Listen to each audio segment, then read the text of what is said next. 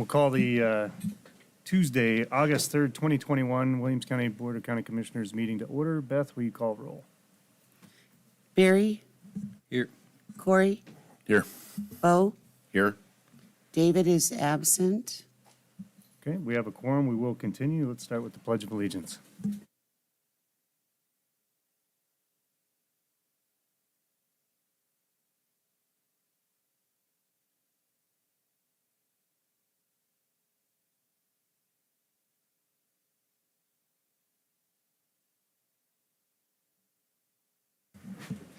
Okay, let's start with the consent agenda.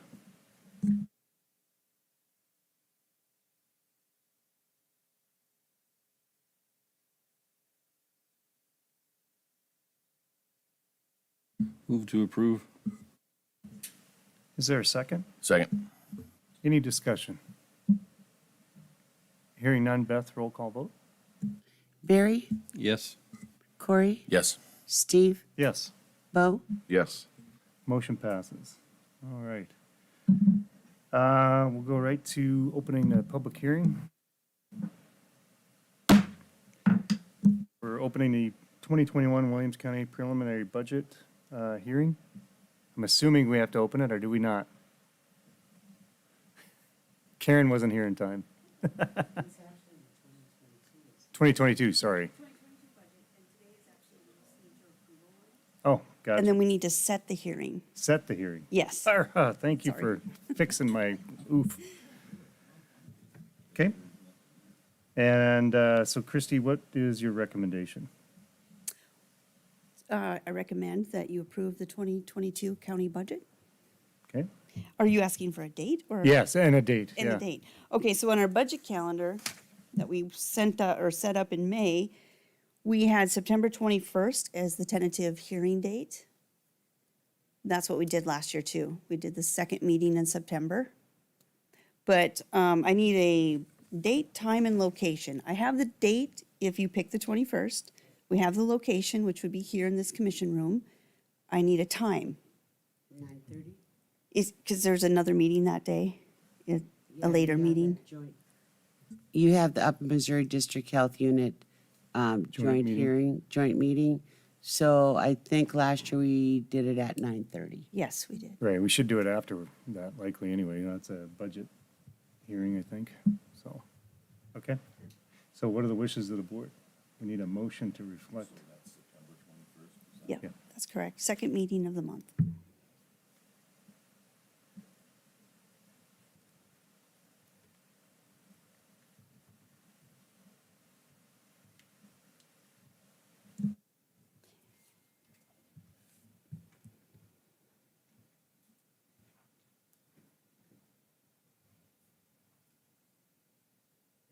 Just need a motion to, I would make that motion for the 21st at 9:30.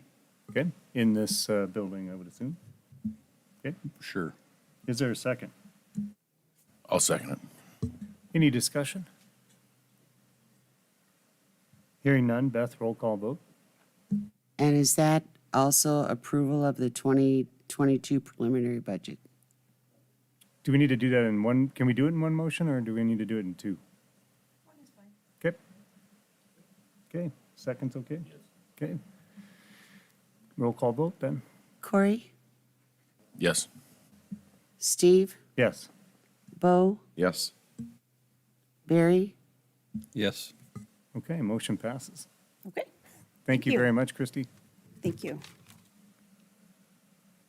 Okay, then next we gotta deal with Tri-County Economic Development, the CDBG Code of Conduct form, and the Citizen Participation Plan. Can we do all this, and is this you? Yeah, those two, Okay. yep. Yeah, the Tri-County Regional Development Council reached out to Beth, wanting to have the county sign off on the Code of Conduct and the Citizen Participation Plan. Tri-County Council is the local administrator of any federal community development block grant.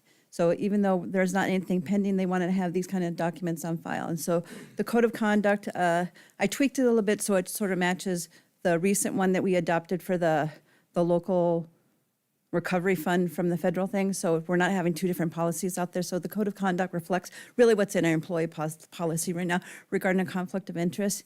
And then the citizen participation plan just generally requires, if you're gonna apply for if you're applying for a block grant, to have public hearings, to get public input on the needs of the community and what they think about the project. And generally, the Tri-County Regional Development Council will handle those kind of public hearings and stuff. And plus, in addition, even if there's no pending block grant applications by the county, the Tri-County Regional Development Council generally has public hearings once a year just to see what the housing and non-housing needs are of the community. So I'm just going to ask you to move to approve both of those documents as presented to you and authorizing the chairman to sign. Unless you have any questions. Okay, Oh, and I'll see. The last time that the county signed the code of conduct was back in 2011, and they like to try and update those every 10 years or so. And the last time the county signed off on the citizen participation plan was 2013. But since they asked them together, we're going to just do them together. So, yeah, makes sense. Yep. Efficient. yep, yep, yep. Karen, you did great. I almost felt like I was bidding at an auction there for a second. I was trying, that's the look on my face. I was just trying to keep up with you. So I would make a motion Well, that that's why it's like at the end of my thing, it's like, if you have any questions, let me know, because I know that I talk fast. I got it. So I'll make a motion that we approve and then authorize the chairman to sign On both documents? both documents. Okay. Is there a second? Second. All right, any discussion? Hearing none, Beth, roll call vote? Steve, Yes. Bo, Yes. Barry, Yes. Corey, Yes. Okay, motion passes. Thank you. And just as FYI, the Tri-County Regional Development Council also wants the code of conduct published in the paper once, so Beth will take care of that, so after it's signed and everything. So, Wonderful. thank you. Thank you. Well, that's very efficient. We're moving on then. Let's get into planning and zoning.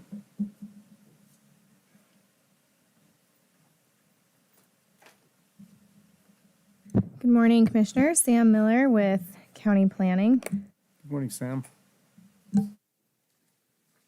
So first on the agenda, this is actually just a staff request. So back in 2017, an applicant, Ms. Christensen, had applied for a dog daycare and commercial kennel. This was a request for a conditional use permit.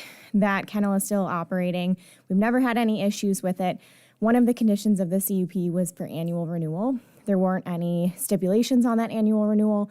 Staff literally just went out to be like, oh, are you still operating? Yep, we haven't received any complaints. The township has never received any complaints. So our request to you is that we get rid of the annual renewal. It's a burden on the applicant. They have to pay $500 every year for us to basically go out and just verify that they're still operating. We don't check for licenses or anything like that. So we seem that this is a burden on the applicant as well as staff. And so our recommendation would be removal of that annual renewal requirement. Seems very logical. Okay, what are the wishes of the board? I would make a motion to follow staff's recommendation. Okay, is there a second? Second. Any discussion? Hearing none, Beth, roll call vote? Bo, Yes. Barry, Yes. Corey, Yes. Steve, Yes, motion passes. Next on the agenda is LU-0065-21. Mr. Rentmonkey is requesting a zone change to rural residential for a proposed 21-acre lot. The township originally recommended denial. However, from my understanding, it was just a misinterpretation of what the project entailed. Luckily, one of the commissioners on the Planning and Zoning Commission approached the township chairman and kind of got things explained better to him to where he felt comfortable with recommending approval. So basically, the applicant is proposing to subdivide 21 acres from the existing 160-acre parent parcel for one single-family home. Because this newly created parcel will be under 40 acres, it will be updated to rural residential, and that's the request here before you today. Planning and Zoning Commission met on July 15th and recommended approval of the request with two conditions. One would be adherence to Williams County zoning and ordinance and subdivision regulations, and two is completion of the minor subdivision process. And Mr. Rentamaki is in the audience if you have specific questions for him. Okay. Any questions for Ed?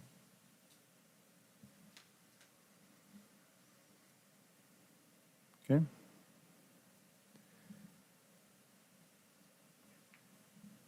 What are the wishes of the board?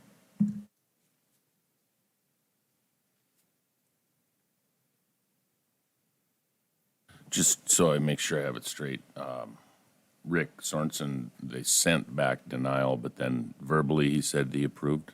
That's correct. So originally, when they held the township board meeting, there were residents in the area that were opposed to this. It was marked incorrectly on the adjacent landowner notices that we send out. We've kind of corrected this, but typically what we have done in the past was outline the parent parcel, which is 160 acres, and then it said for a zone change to rural residential. And I think in their mind, they thought this was going to be some massive residential subdivision. And so it was just further clarified to them that, nope, just one home. They will have the opportunity to place two eventually, one on the parent parcel and then one on this new parcel, but two homes to the area won't have the same effect as a major subdivision would.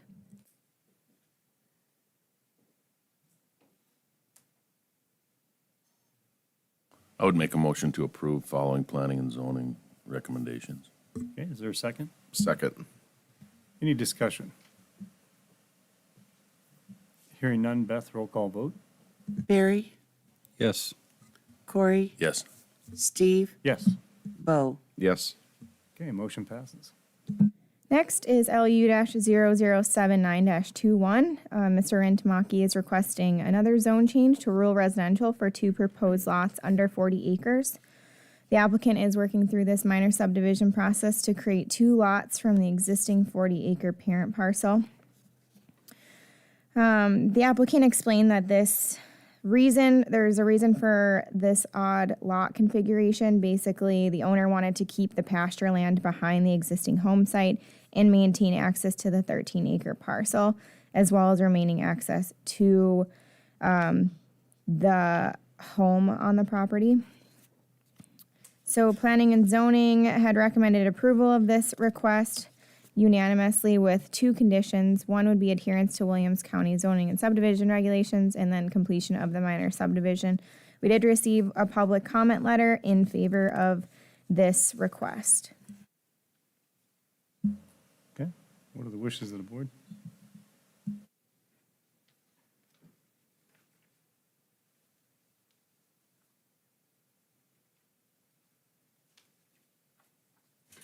Make a motion to approve and follow planning and zoning recommendation. Okay, is there a second? Second. Any discussion? Hearing none, Beth, roll call vote? Corey, Yes. Steve, Yes. Bo, Yes. Barry. Yes. Okay, motion passes. Next is LU-0090-21. Mr. Dolbeck is requesting a variance from the required minimum building setbacks for properties within the urban residential zoning district. These properties are within the Windsong Country Estates subdivision, which is currently zoned urban residential. The township board recommended undecided. They have attached that letter in your packet. So the applicant is requesting kind of a twofold variance request. So it is from the requirements of the setbacks for urban residential zoning districts, which are 50 feet. So on the eastern side of the subdivision, it's highlighted, yeah, so right there. So there is an existing pipeline that runs along that eastern edge. It's a pretty significant easement. I think it's about 100 feet. So it makes those lots pretty unbuildable with our 50-foot front setback requirement. So Mr. Dolbeck is requesting that 50 feet be reduced to 25 feet so the homes could be built 25 feet back from the edge of the right-of-way. Yep. And then on the other side, yep, so right there, that is a section line road. Or no, I believe, is that also the 50? Yeah, that's a section line road. So our section line setbacks are 133 feet, and Mr. Dolbeck is requesting that that be reduced down to 75 feet to make those lots more buildable for homes as well. And then there is one lot up north that is also a section line road. So he's requesting from 133 feet down to 75 feet in order to build a home. At the Planning and Zoning Commission meeting, a representative from Enbridge, which is the pipeline company that has their pipeline that runs through there, did speak. But from my understanding, the applicant has spoken with them since that meeting. I think the Enbridge representative kind of influenced the Planning and Zoning Commission, and that's why their recommendation was denial of this request. The applicant is in the audience today, if you would like to address that. Just kind of recapping from the Planning and Zoning Commission meeting, there was a concern that was raised by our highway department too, that if there was a setback reduction from that 133 feet up north down to 75 feet, that if that road were to be built out, there is a possibility that the house could be right next to the road. And that's a future thing, but we're planners, so that's kind of what we think about too. And both County Highway and the applicant are in the audience too. If this were to be approved, planning staff does have one comment, and that's just adherence to Williams County zoning and subdivision regulations. Okay. I see Mike's in the audience. Would you like to speak to the board?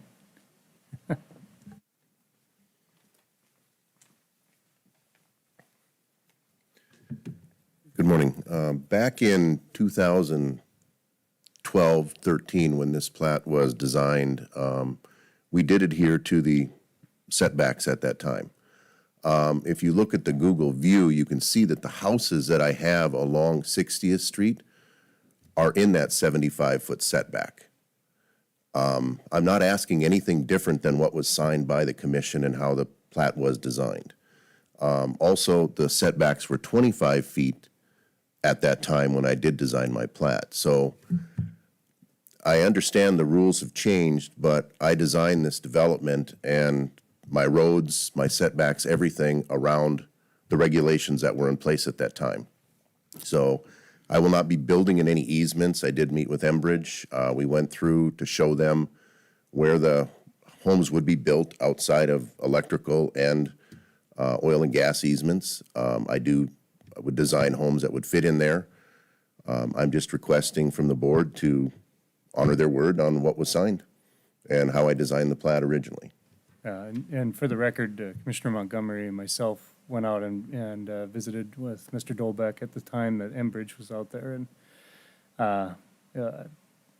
if I will, I'll share Commissioner Montgomery's opinion was that when we sign a document, and we should stick to our original agreement, and that was his thought, that the plat was what it was, and it was signed. And Sam, can you share a little bit about that? Sure, yeah, so Mr. Dolbeck is correct that at the time that the plat was recorded, the zoning requirements for setbacks were at 25 feet. Since then, as you know, we've updated our regulations.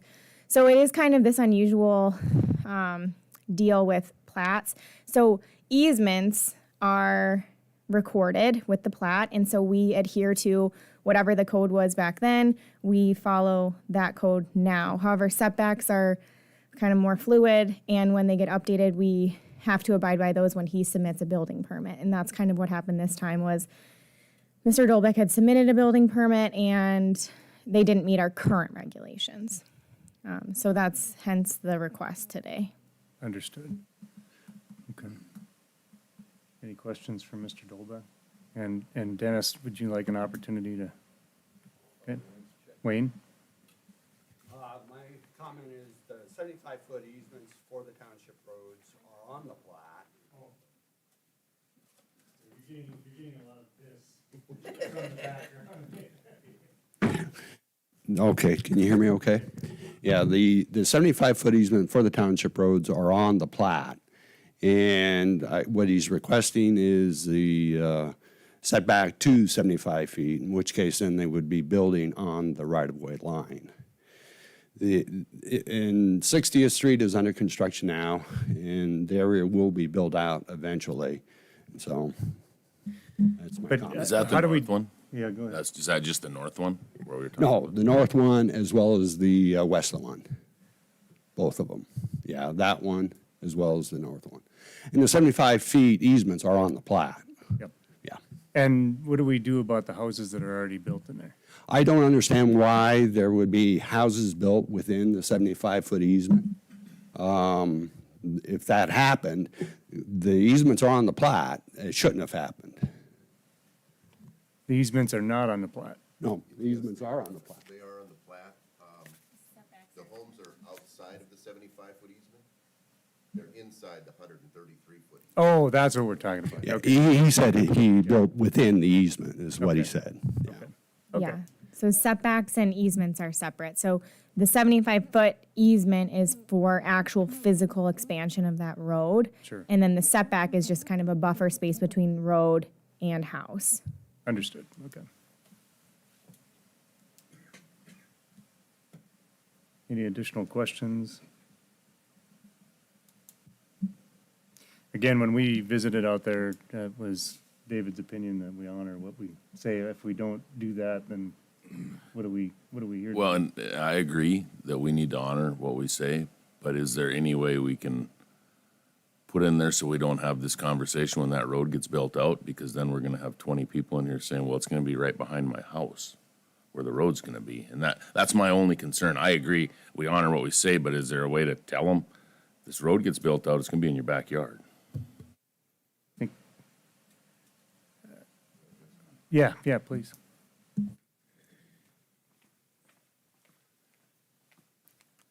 I would not be building any homes any closer to the road than what is already on the northwest corner of the development now. You can see these homes are right here. It would be the approximate same setbacks that I'm dealing with there. And then, so what Wayne's saying is 60th is under construction, and so it will be built out to the width, the 75-foot width? Yeah. Yes, and that gives us plenty of room to put a house in there, just like we have their acre lots and Plus, the houses are gonna be built, the construction is underway on the road, so my thought process is that the people purchasing the houses will be well aware of where the road is, absolutely, yes. because it's right there. Yeah,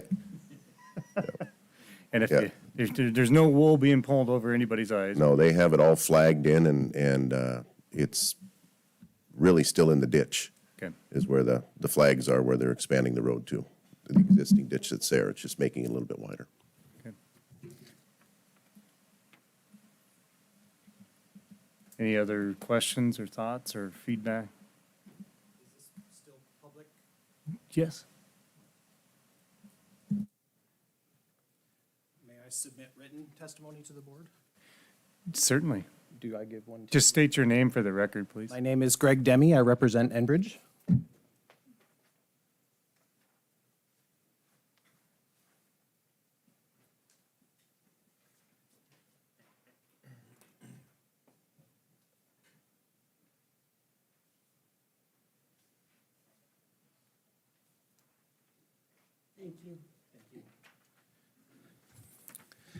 I'm not here to tell Mr. Dobek what he can and cannot do on his land. What I'm here to do is clarify and make aware for the board and for the public what it means to have a pipeline easement in someone's backyard. And our purpose is for protecting the safety of the community, the safety of the environment, and the safety of Enbridge assets. There's not only one pipeline and one pipeline easement in that stretch. There are actually three, two of which belong to Enbridge and one of which on the very eastern edge belongs to another company. Our safety concerns have to do with if there are houses built right up to the edge of the easement, if Enbridge ever has to do a dig on either of those lines, a maintenance dig for the integrity of the pipelines, there will either be large spoil piles or heavy equipment right up next to people's houses, their windows, their doors. In addition, there needs to be room for that equipment to turn around. There are other long-term concerns to home buyers. There would not be able, without Enbridge's permission, for anyone to build any permanent structures. That would include permanent decks, propane tanks, sprinkler systems, permanent sheds. And depending on the distance, it might include restrictions on fences, shrubs, trees, and even other landscaping. And that doesn't just include the first people that buy the lots and build on them. That would include homeowners in the future. And our point in creating such awareness is that many home buyers, many realtors even, I'm a licensed realtor myself, and frankly, even as we're seeing, I think many land developers don't understand these implications of a pipeline easement and what can and can't be done without approval of the company. So our purpose is to clarify these are the kinds of things we want people to understand. Enbridge is not able to make that known to people who buy the land until after that land is already purchased, because we will never know who those people are. And so we recommend awareness and promotion of the fact that there are not just easements, but what those impacts are to the home buyers. And also, Mr. Dolbeck mentioned that he was considering resurveying in there to create, right in the middle, create 3 lots out of 2 in order to create some green space in there. It's possible that that green space would need to be Enbridge's access to their easements. I don't know exactly what that would mean. That's something we'd have to work out with Mr. Dolbeck or the development over time. Is there any development on the east side of your easement? So on the east side of our easement is another company's pipeline. And so that's a challenge. We are careful not to drive equipment over other companies' pipelines because that's how pipelines get damaged. So you're saying you have a 100-foot easement now or a 50? You Well, got 50 on either side? 50 on either side of the pipeline that's to the most encroaching into those lots. Okay. So when you put it in, I mean, obviously, I mean, you stay on your easement. You know, I mean, you don't get past your easement when you're building the line to begin with. That's correct. So in the future, you can't repair that line in the same amount of space? Well, it depends. Well, again, that first one that was put in, there was no pipeline on the other side. The second one that was put in on the east side, likewise, there was no pipeline on the east side. Now there is, and it belongs to another company. And so the ability of us to work on the east side of that is restricted. Likewise, one way or the other, you know, you can't have equipment running on the same side as the spoil piles. You're going to have spoil piles on one side, equipment on the other side. So one way or the other, there's going to be pretty heavy-duty spoil piles right next to the houses or pretty heavy-duty equipment. But on your easement. not- That's correct. That's correct. Okay, so we're not talking about getting off the easement. That's correct. And if you were concerned about the pipeline on the east side of, that is inside your easement, you likely would have been concerned about that at the time that you allowed it. I'm not certain that that pipeline actually is inside the easement. However, it does restrict our ability. Okay.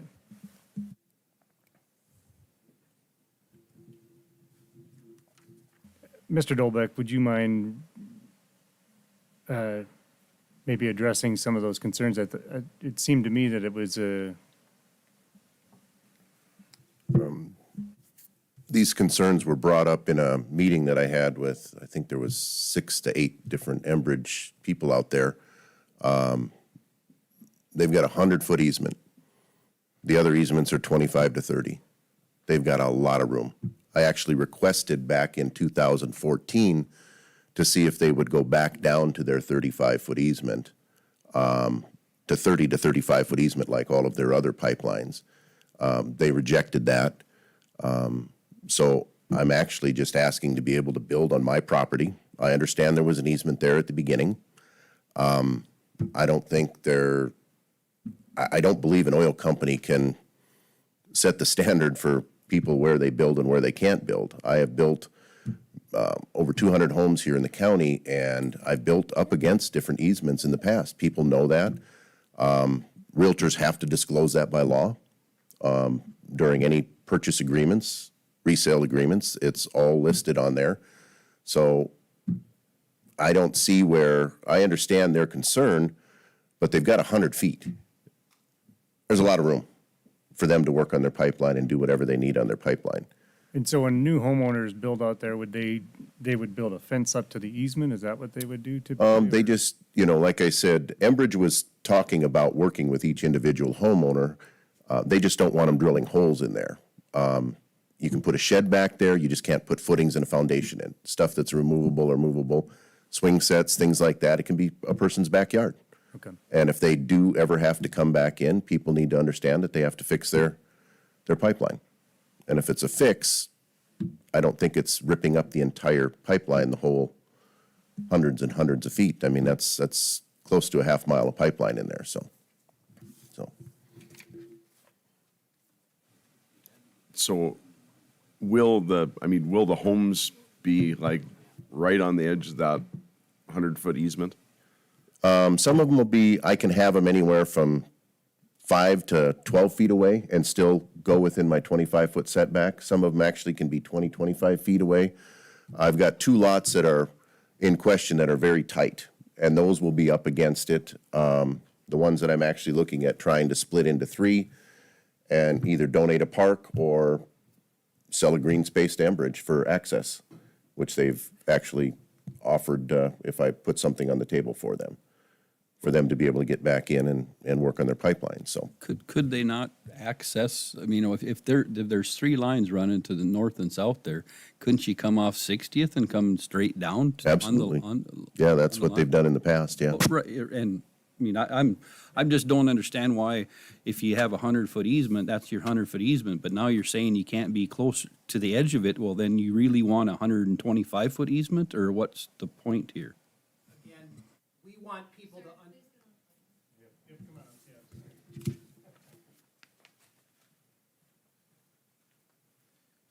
We simply want the public to understand what they're getting into. What they're getting into, if there is a dig, yeah, there won't be a dig likely across the entire pipeline, but if it's your backyard, it's your backyard. And if there's equipment running right up 2 feet from your house, that's an impact we want people to understand. We want buyers to understand that. There's also a significant elevation change as you're coming off 60th Street and going south. That is a very steep coulee along there. We would probably have to access, if possible, if it's even possible, try to get temporary access from the landowner on the east side of that in order to access. Okay, and then is the pipeline clearly marked on the lots? Very much so at the moment, yes. Again, our concern is not, we understand that Mr. Dolbeck knows it's a seller's responsibility to disclose a material fact, but not everybody understands what those material facts mean. Mr. Dolbeck actually confessed to us in 2014 that if he'd understood what the implications were of those easements, he would have designed this differently. So again, our purpose here is to promote understanding of what it means, not to say what can and can't be done. Okay, thank you. Any other questions?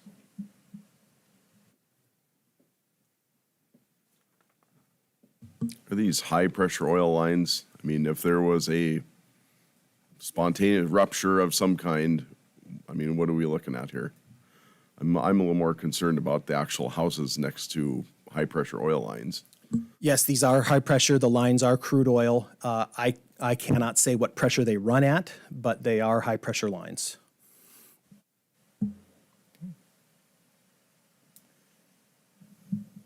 Installed what year?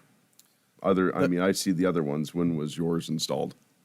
Well, I put that on there. Our line 80. What year was it? Yeah, 1984 for the closest one, and then 2007 for the one that's a little farther east. So you said there's 3 though. Oh, I don't know when Kinder Morgan, it was more recent than 2007. I think there's gas lines and whatnot that are high pressure. I had one in my backyard, in Springbrook when I lived out there. I think it's, we have to coexist with the industry, is my understanding. I did. There's literally no way to not do it. But Right. We just want people to know. absolutely. Yeah.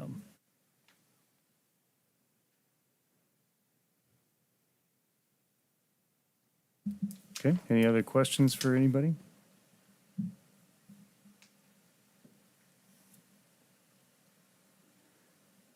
Okay, any comment from staff? Okay. Then I turn it over to the board.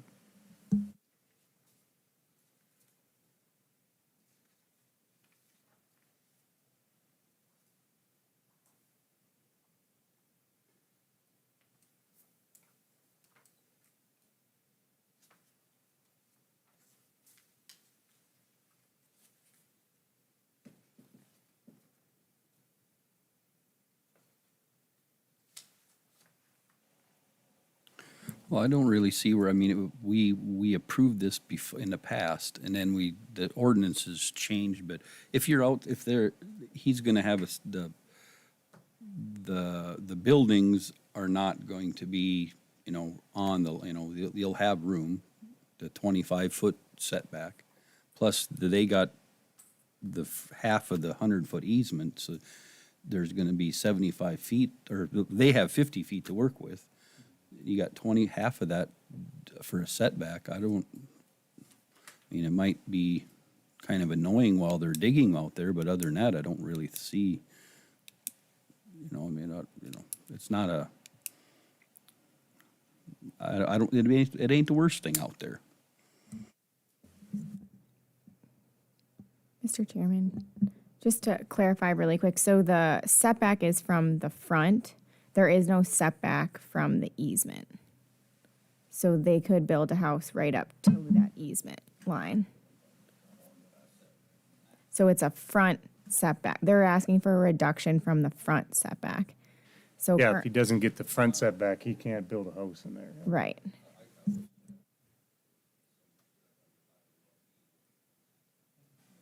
That was the 5 to 12, I think, is what Mike was talking about, and where he had to build right up next to it. Then he was talking about working out something with Enbridge for access. So the front setback obviously is on the interior streets, which are the subdivisions. Correct. Is there plans that someday down the road, if the city were to take this over, then the city would own those streets? Or how does that all work? Or will the subdivision always own those streets? I believe they're in an HOA and there's a maintenance agreement associated with the subdivision. I don't believe there's any plans for the township or the city in future years to maintain those internal streets.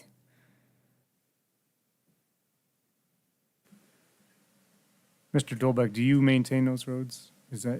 The homeowners association does, Okay. through their dues, they hire companies to come in and take care of those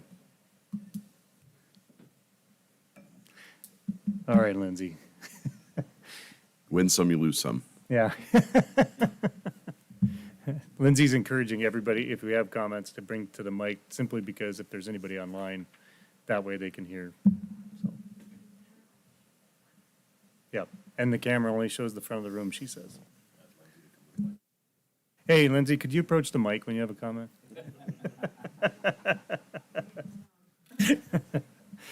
Okay, anyway, sorry, back to business.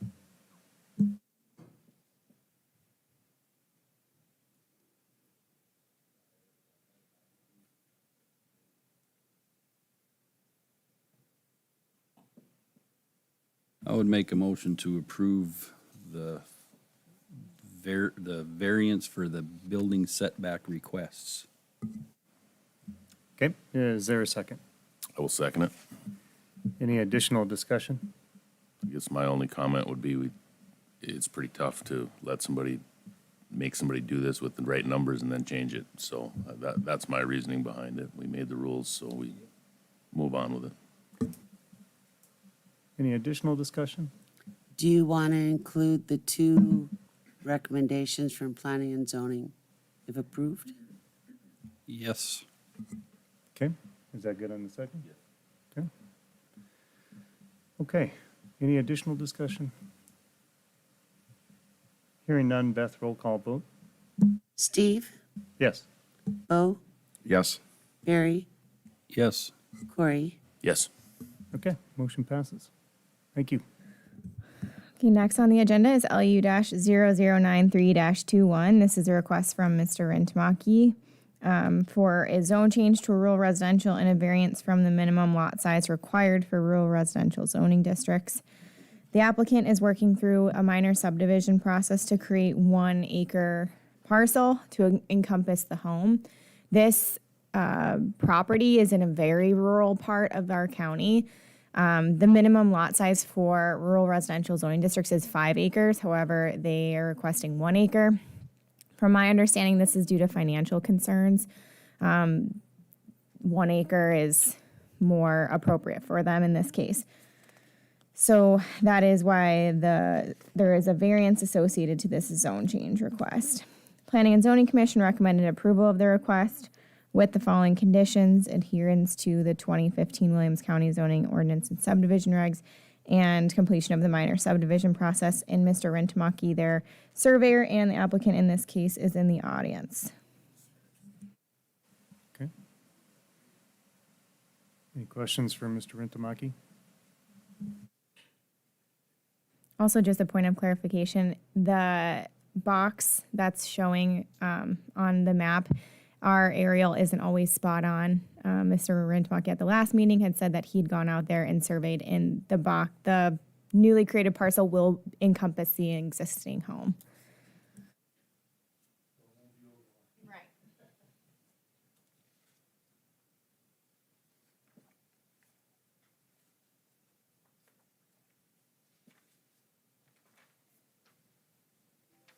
Okay. What are the wishes of the board?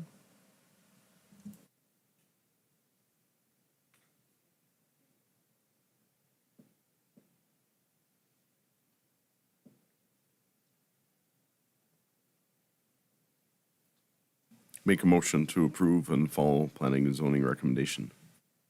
Is there a second? I would second that. Any discussion?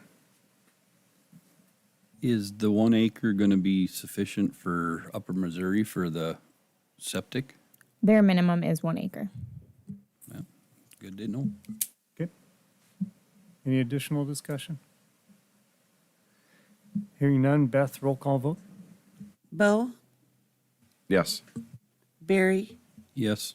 Corey, Yes. Steve. Yes. Motion passes. Next is LU-0095-21. Mr. Kirby, on behalf of Lakeview Developments LLC, is requesting a zone change to urban commercial for a proposed 2 acre parcel that is currently zoned as urban residential, a zone change to light industrial for an existing 6 acre parcel that is currently zoned residential, and a conditional use permit for mini storage units. Okay, so I'll break this down a little bit because there's a lot wrapped up in this request. Raphael, can you zoom in just a little bit? Okay. So where Raphael's cursor is currently, that was mobile home. That was a mobile home park. It's currently in the residential zoning district. If you've driven by this area recently, they're in the process of removing all those and taking out the utilities. This is the parcel that is on the agenda for a mini storage unit. So they'll have to have a conditional use permit for a mini storage unit, and they'll be updating that to light industrial. To the east, that commercial area right there, that will be updated by staff, just as part of our comprehensive zoning map update, to urban commercial. That has proposed plans to be retail The applicant has said that there will be a little like retail two-store shopping center kind of thing right there. And then to the east on that bigger parcel, just 2 acres of that close to the urban commercial, yep, right there, will be carved out through our re-subdivision process for urban commercial as well, for a convenience store and a gas station. So that's kind of conceptually the plan. The rest will remain urban residential. The applicant does have future plans for some single-family homes up there, but that is not on the agenda today. Just those 2 commercial and the light industrial mini storage is on the agenda. Through the re-subdivision process, the applicant will have to submit infrastructure plans. We'll have to get a hold of North Dakota Department of Transportation. We've already been in contact with them as well. They'll need to apply for new driveway permits because they're changing the use from residential to commercial. So that'll entail a traffic analysis study, but all this will be handled more on the subdivision side of things. Today is just the zone change request and the conditional use permit request. The township board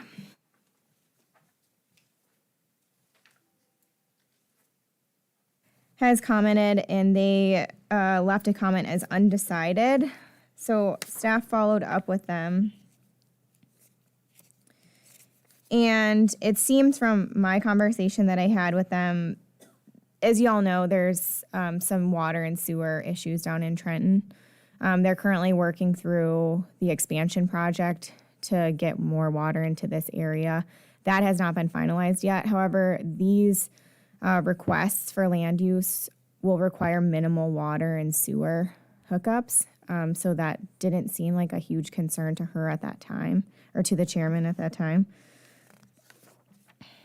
Planning and zoning recommended approval of this request with the 11 conditions listed in your packet. I won't go through them all, but basically they are more towards landscaping, just because there are residential homes to the west, will possibly be residential homes to the north. Specifically for that mini storage, we want to make sure that that's out of kind of sight, has a sight and sound barrier, and is not a nuisance for any of those homes around the area. And I believe that concludes my report. The applicant is in the audience if you have specific questions for him. Okay. Any questions? If you have any comments, Mr. Kirby, you can step forward.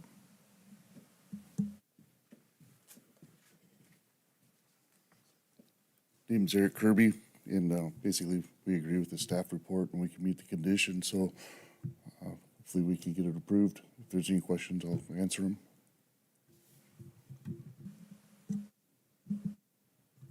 If any of the future development plans happen down there that have been discussed, it's going to get very busy in Trenton, so, So hopefully we get the water figured out. yeah, yeah. Any questions for Mr. Kirby? It is, well, if you zoom out just a little bit, because you can see where the casino's at is, yep, right about there. Okay, I know where it's at. So that was the Rough Rider complex, that mobile home park.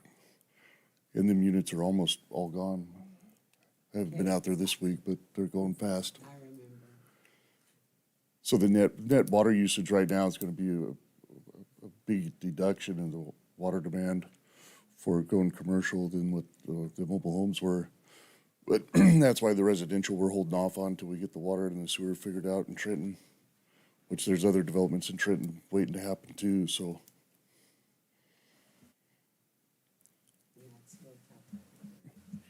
Yeah, just to the west, yeah. The yellow there. Okay, what are the wishes of the board? Make a motion, we approve following the recommendations from planning and zoning. Okay, is there a second? Second. Any additional or any discussion? Hearing none, Beth, roll call vote. Barry, Yes. Corey, Yes. Steve, Yes. Bo, Yes. Okay, motion passes. Next on the agenda is LU-0098-21. Mr. Rentamaki is the applicant on behalf of Leland Hovey. They're requesting a variance to remain agricultural for a proposed 7-acre parcel. The applicant has applied for a minor subdivision to subdivide around an existing water depot operated by Dallas Lallam. This will create a total of 2 parcels. So they are separate, through this minor subdivision, they will be separating the uses. So there is an existing water depot that was approved, has a conditional use permit, and so they are just subdividing around that to legally separate the ag land from the water depot.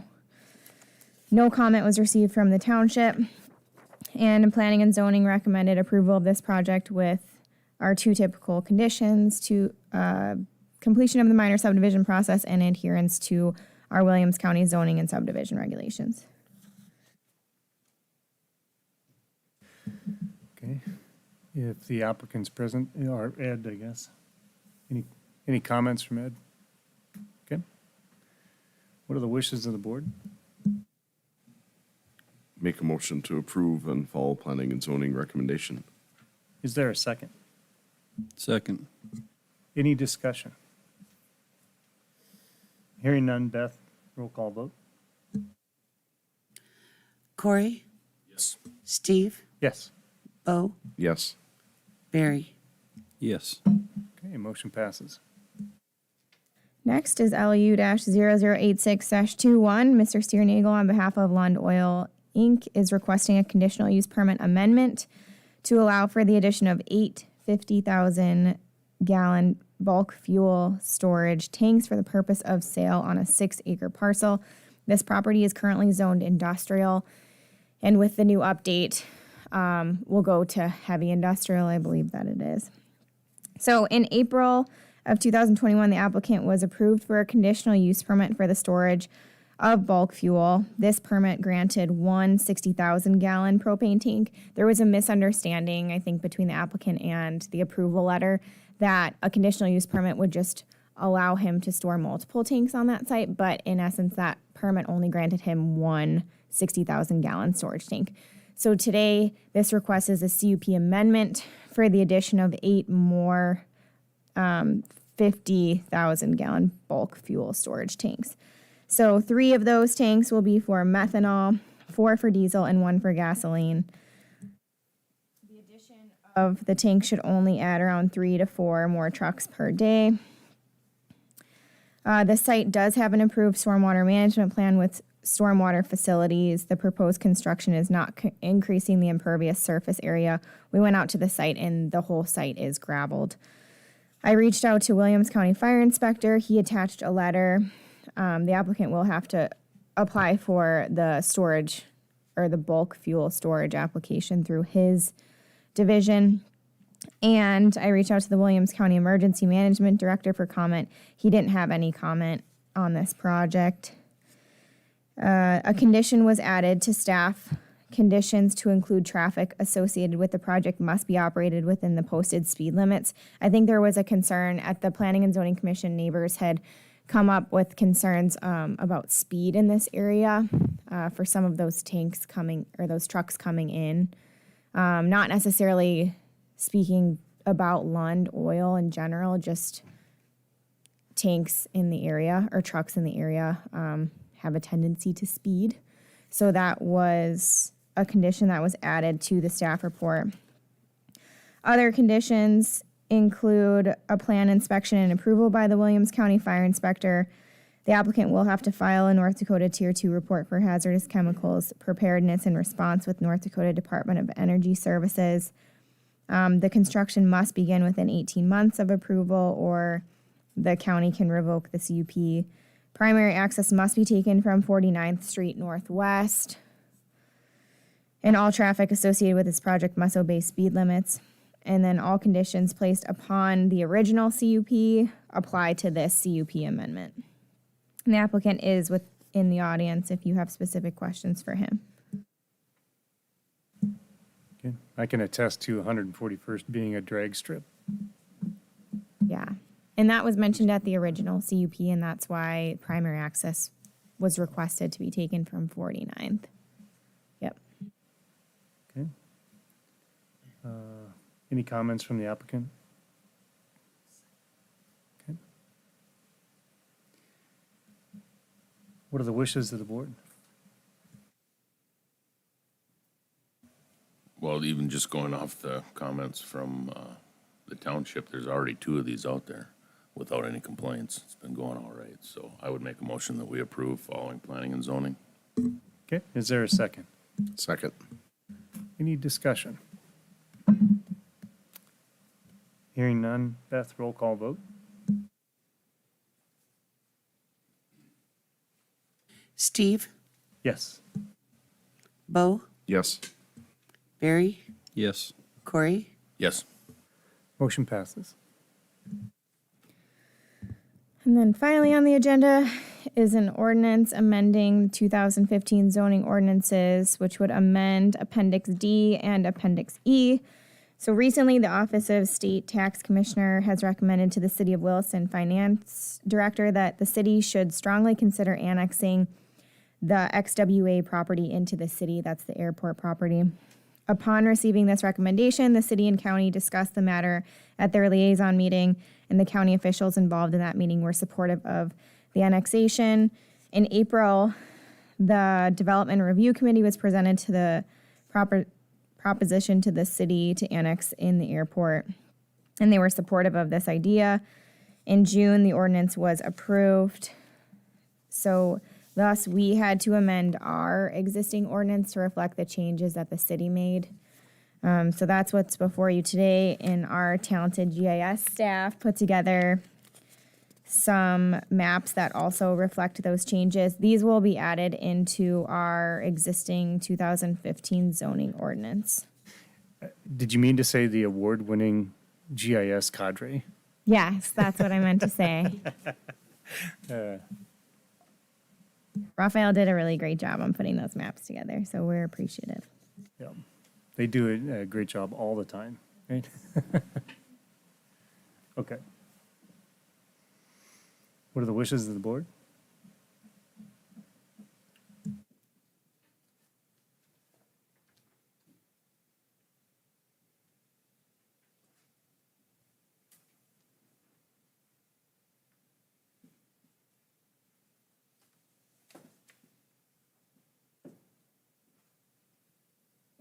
Just a question, if the city does annex that, are they just taking the airport property, or are they gonna have control of the hazard area around it also?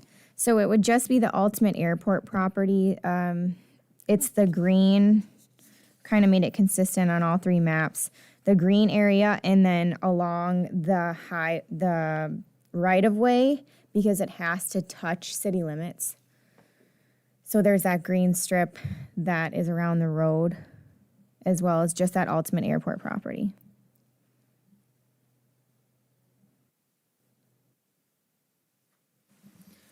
Does the extraterritorial jurisdiction apply as well? So is there a 2-mile jurisdiction outside of the airport boundary? No. Okay.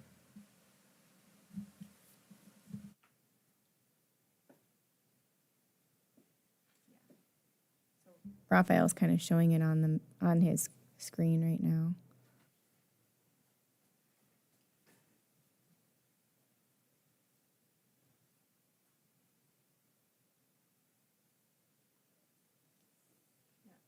So it basically So is they're, just, they're gonna take County 7 and from 85 over to Love's Corner? yes, no. Karen. Oh, Raphael did it was the right of way, right? Yeah. Well, I was getting to the point where this is absolutely what's called flagpoling, right? Just wanted to mention that. Yeah, so I guess it's in state statute that you can't annex something that's not adjacent to existing city limits. So that's kind of why they had to do that.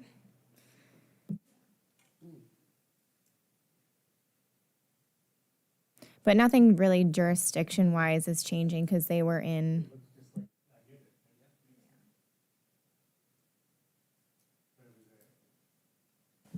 Was, yep, no, I think the idea was that, they operate it, let them maintain it, and, yeah. Yeah, absolutely. Okay, what are the wishes of the board? Make a motion, we approve the ordinance and authorize the chairman to sign. Is there a second?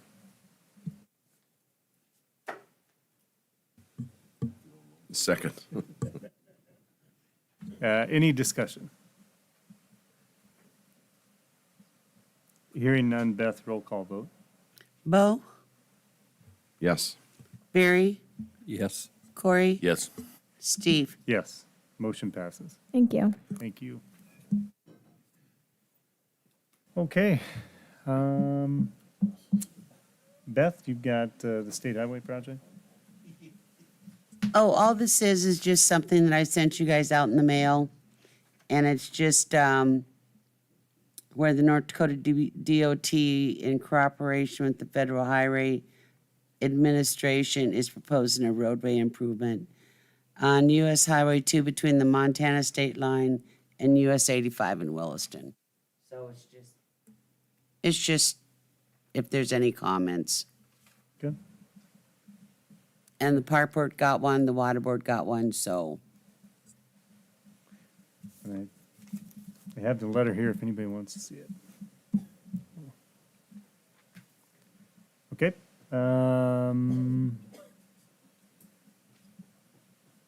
Next up is communications. Yep. Oh.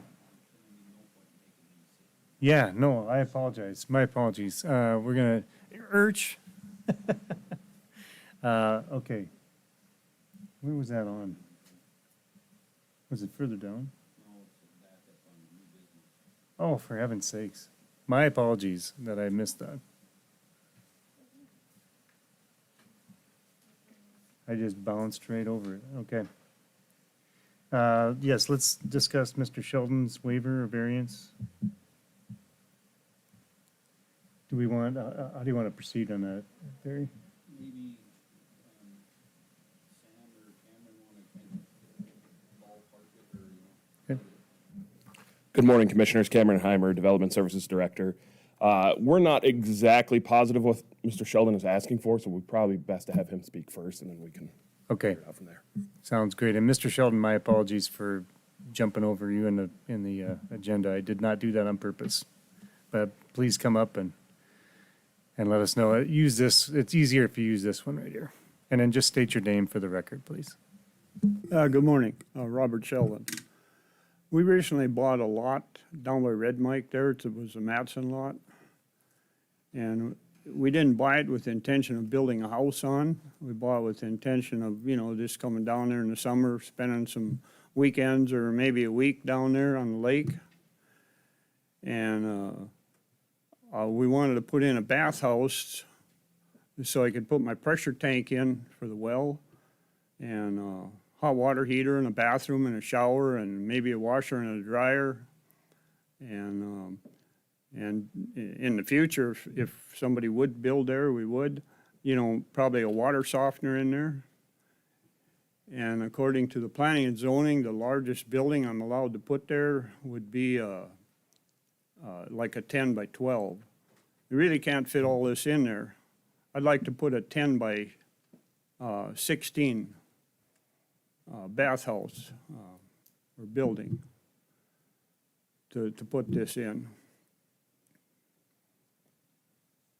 And I guess there's no limit on how many of these 10 by 12 buildings you could put on there, but, what's the sense of putting two of them and just put it all in one? So you don't have one electrical, one sewer, and Okay. a water line in there. So I'm just asking for a waiver or whatever you would, Or variance on, variance or whatever you call it. which lot is it? It's the very west one along that frontage there.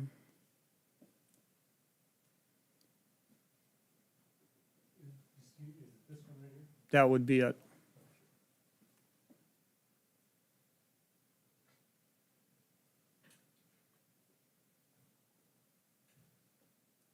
Okay, any questions for Mr. Sheldon?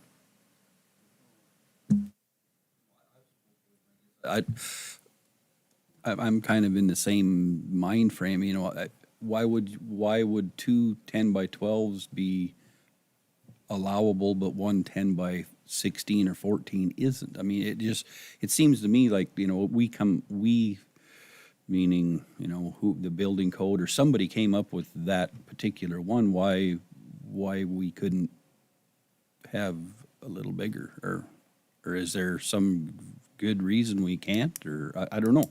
It's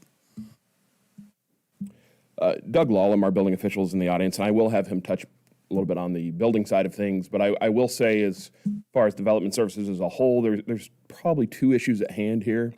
And one of the issues is that we don't allow for RV to live in an RV outside of a licensed RV park. We certainly are aware that a lot of people own these lake lots. We're not proactive. If we receive complaints, we do go out to these calls. Usually the complaints can range anywhere from dumping of sewage to people living there year round. I'm certainly not saying this is going to be the case on this lot, but that's why we have never allowed a permit or a process for RVs on properties.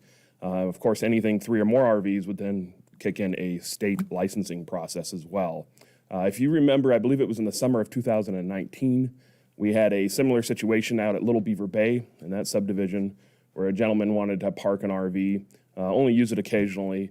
And we had found at the time, because we were discussing the possibility of having a minimal fee, a permit process where if somebody for the summer wanted to park their RV down at their lake house, they could.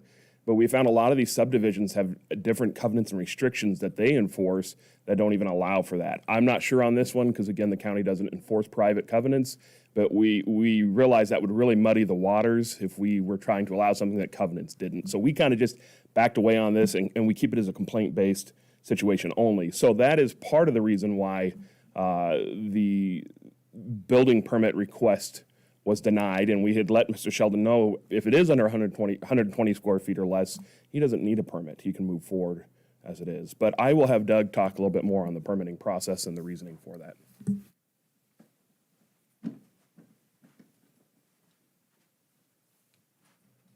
Guess you got to hold it, huh? Okay. Good morning, Doug Lawlem, building official. The 120 square feet, that comes from the state building code, which the county adopts. It all goes back to the International Residential Code is where it actually is listed. Basically, that says 200 square feet, but the state, on their amendment adopting, there was a recommendation that 120 should be the limit before you need a permit, because that's what it was years ago, and they wanted to keep it that way. The actual residential code went up to 200, I think, about 6 years ago, but the state maintained the 120 square feet, and the biggest reason is if you get something larger than that, you need more of a permanent foundation or a foundation or something that ties down the building for wind and stuff like that. So there's a lot of regulations, and the catch-22 here is if he stays within that 120 square feet, he legally doesn't need a building permit. If he goes over that 120 square feet, then the zoning kicks in. He needs a permit. Zoning doesn't allow just an accessory building on a property without a primary use. So there you have that catch-22 thing too. So that's why we recommended to stay at the 120 square feet or less. And I guess he's right, there really isn't no limit, but there probably should be a regulation on how many 120 square feet buildings you can put on the property too, but there really isn't right now. But that's kind of the whole issue with that number. So there's a loophole in the system. Oh, boy. Okay. Well, I would like to state that I'm gonna build, this will be a cement with and insulated, so it won't freeze if a guy ever would live there and need it heated. It'll be on a permanent foundation for sure.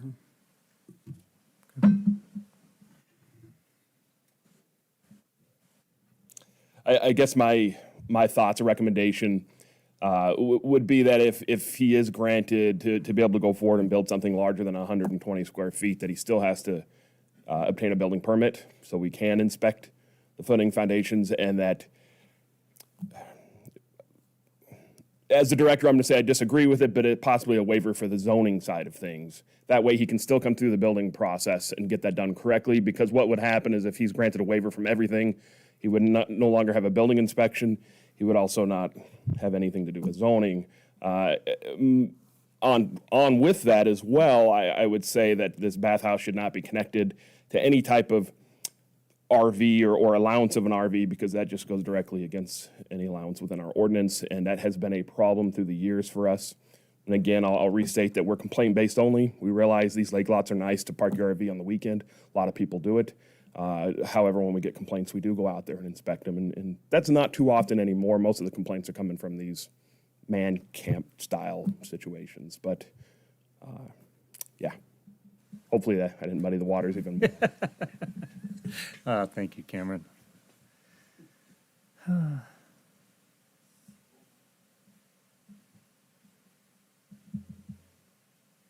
So anything larger than a 10 by 12 requires a building permit. But we don't allow a standalone incidental building. But, and I'm not telling them how to go about it. I've just got a question that popped up in my head. So instead of 10 by 16, if it was 10 by 18 and you built a small bedroom, that's a standalone residential building then, correct? Yes, if he had applied for a building permit for a residential home and that is all connected, correct, that would be something that would go through the permitting process as a home, and it wouldn't be tied to any type of RV. My concern with that is if we allow for an accessory structure for a bathhouse for an RV, and then heaven forbid a neighbor does call and complains, well, we're telling him he's got to get the RV or RV's out of there, and then he has his bathhouse he can no longer use. So that is a risk he would be taking.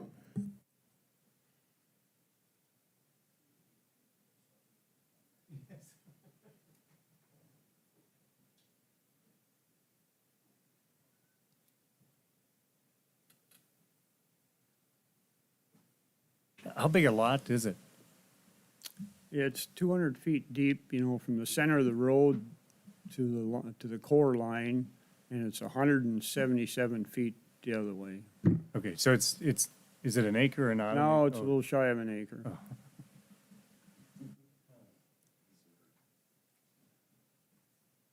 And that is another thing I spoke with Commissioner Ramberg that we discussed. Part of the building permit process is we look to the health district that they've approved the septic system. Of course, they want a minimum of 1 acre requirement.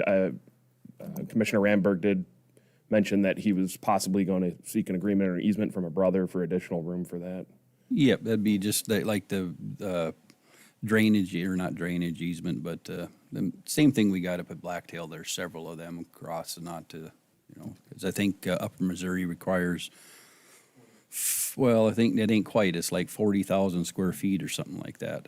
But it's, if I remember correctly. But. And I'm not positive. Really, all we would look for is that they say, yes, he's good to go with a septic. That's kind of what our department would be looking for.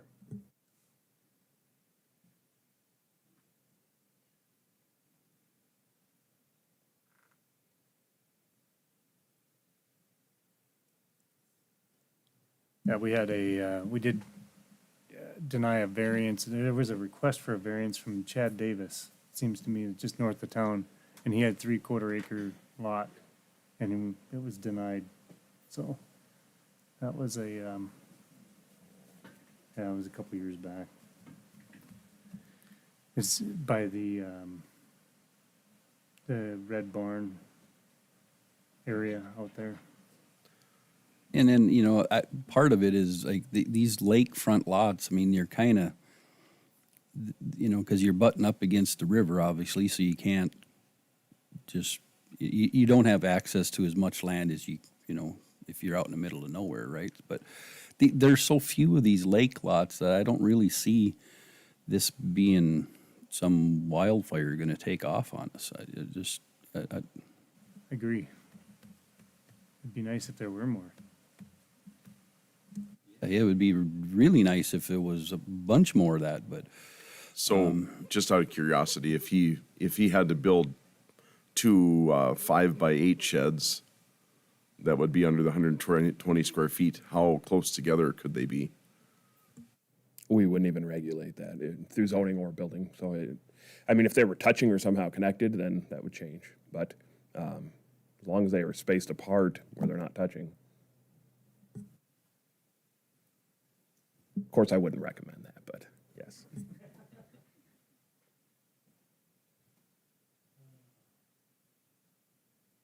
I just, myself, I mean, I think this is my idea of a lake lot. I mean, it's something where, you know, you can't, not just everybody can have a lake home and a home. I mean, this is, in my mind, is what a lake lot's for.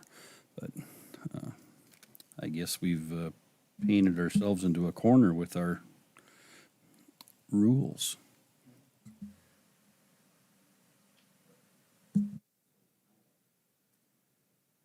That's my question. Shoot.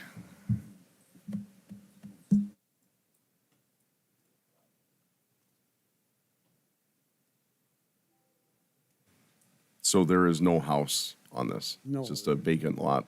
No, it's vacant. The only thing on it's a water well right now. Excuse me? The only thing on it right now is a water well. Gotcha. What are the structures that show up on it?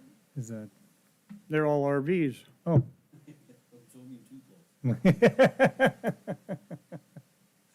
Okay.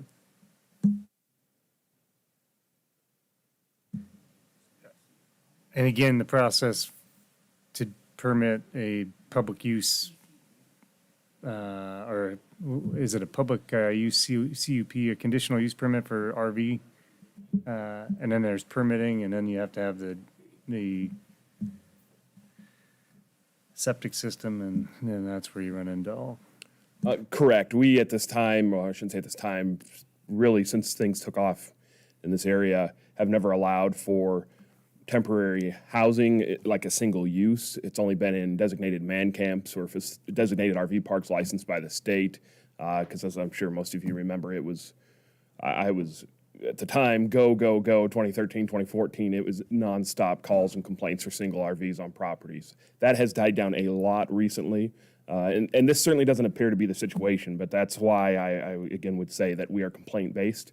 And so if we get calls, that's when we go out and we do an inspection and see if somebody is occupying those RVs. Right, because these lots have been, well, they've been there as long as I can remember. I mean, when did you guys get, wasn't it your dad, or how did that work? We bought that quarter right to the north of that back in 64, I believe. And of course, it was just all prairie then. You could drive right down to off of the hill there, you know, before it eroded. And then John Hovey took the quarter to court actually to retain that lakefront, and he won. And he started selling lots. He sold lots then that were only 50 feet wide, you know. That's all people wanted then. Of course, there was no regulations, and people would put a well and a sewer on, you know, and a septic system on there. And actually, ours is one of the biggest lots down there.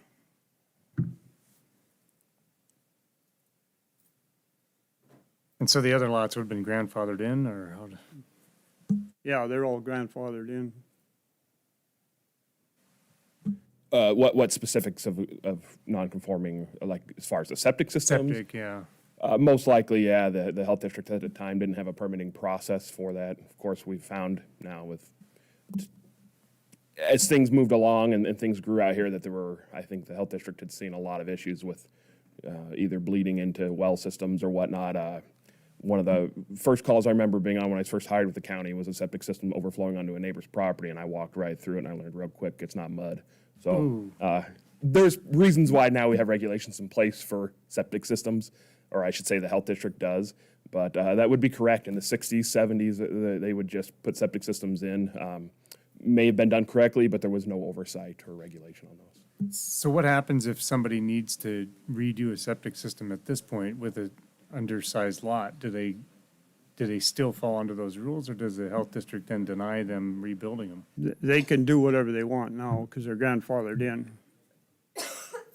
I'm not sure how the health district regulates that. Well, and I mean, I do understand, you know, like with the Upper Missouri and their requirements for the septic ones, you know, if it's the permeability of the ground, how many bedrooms are in the building you're building, that gives you the distance and numbers of your runs.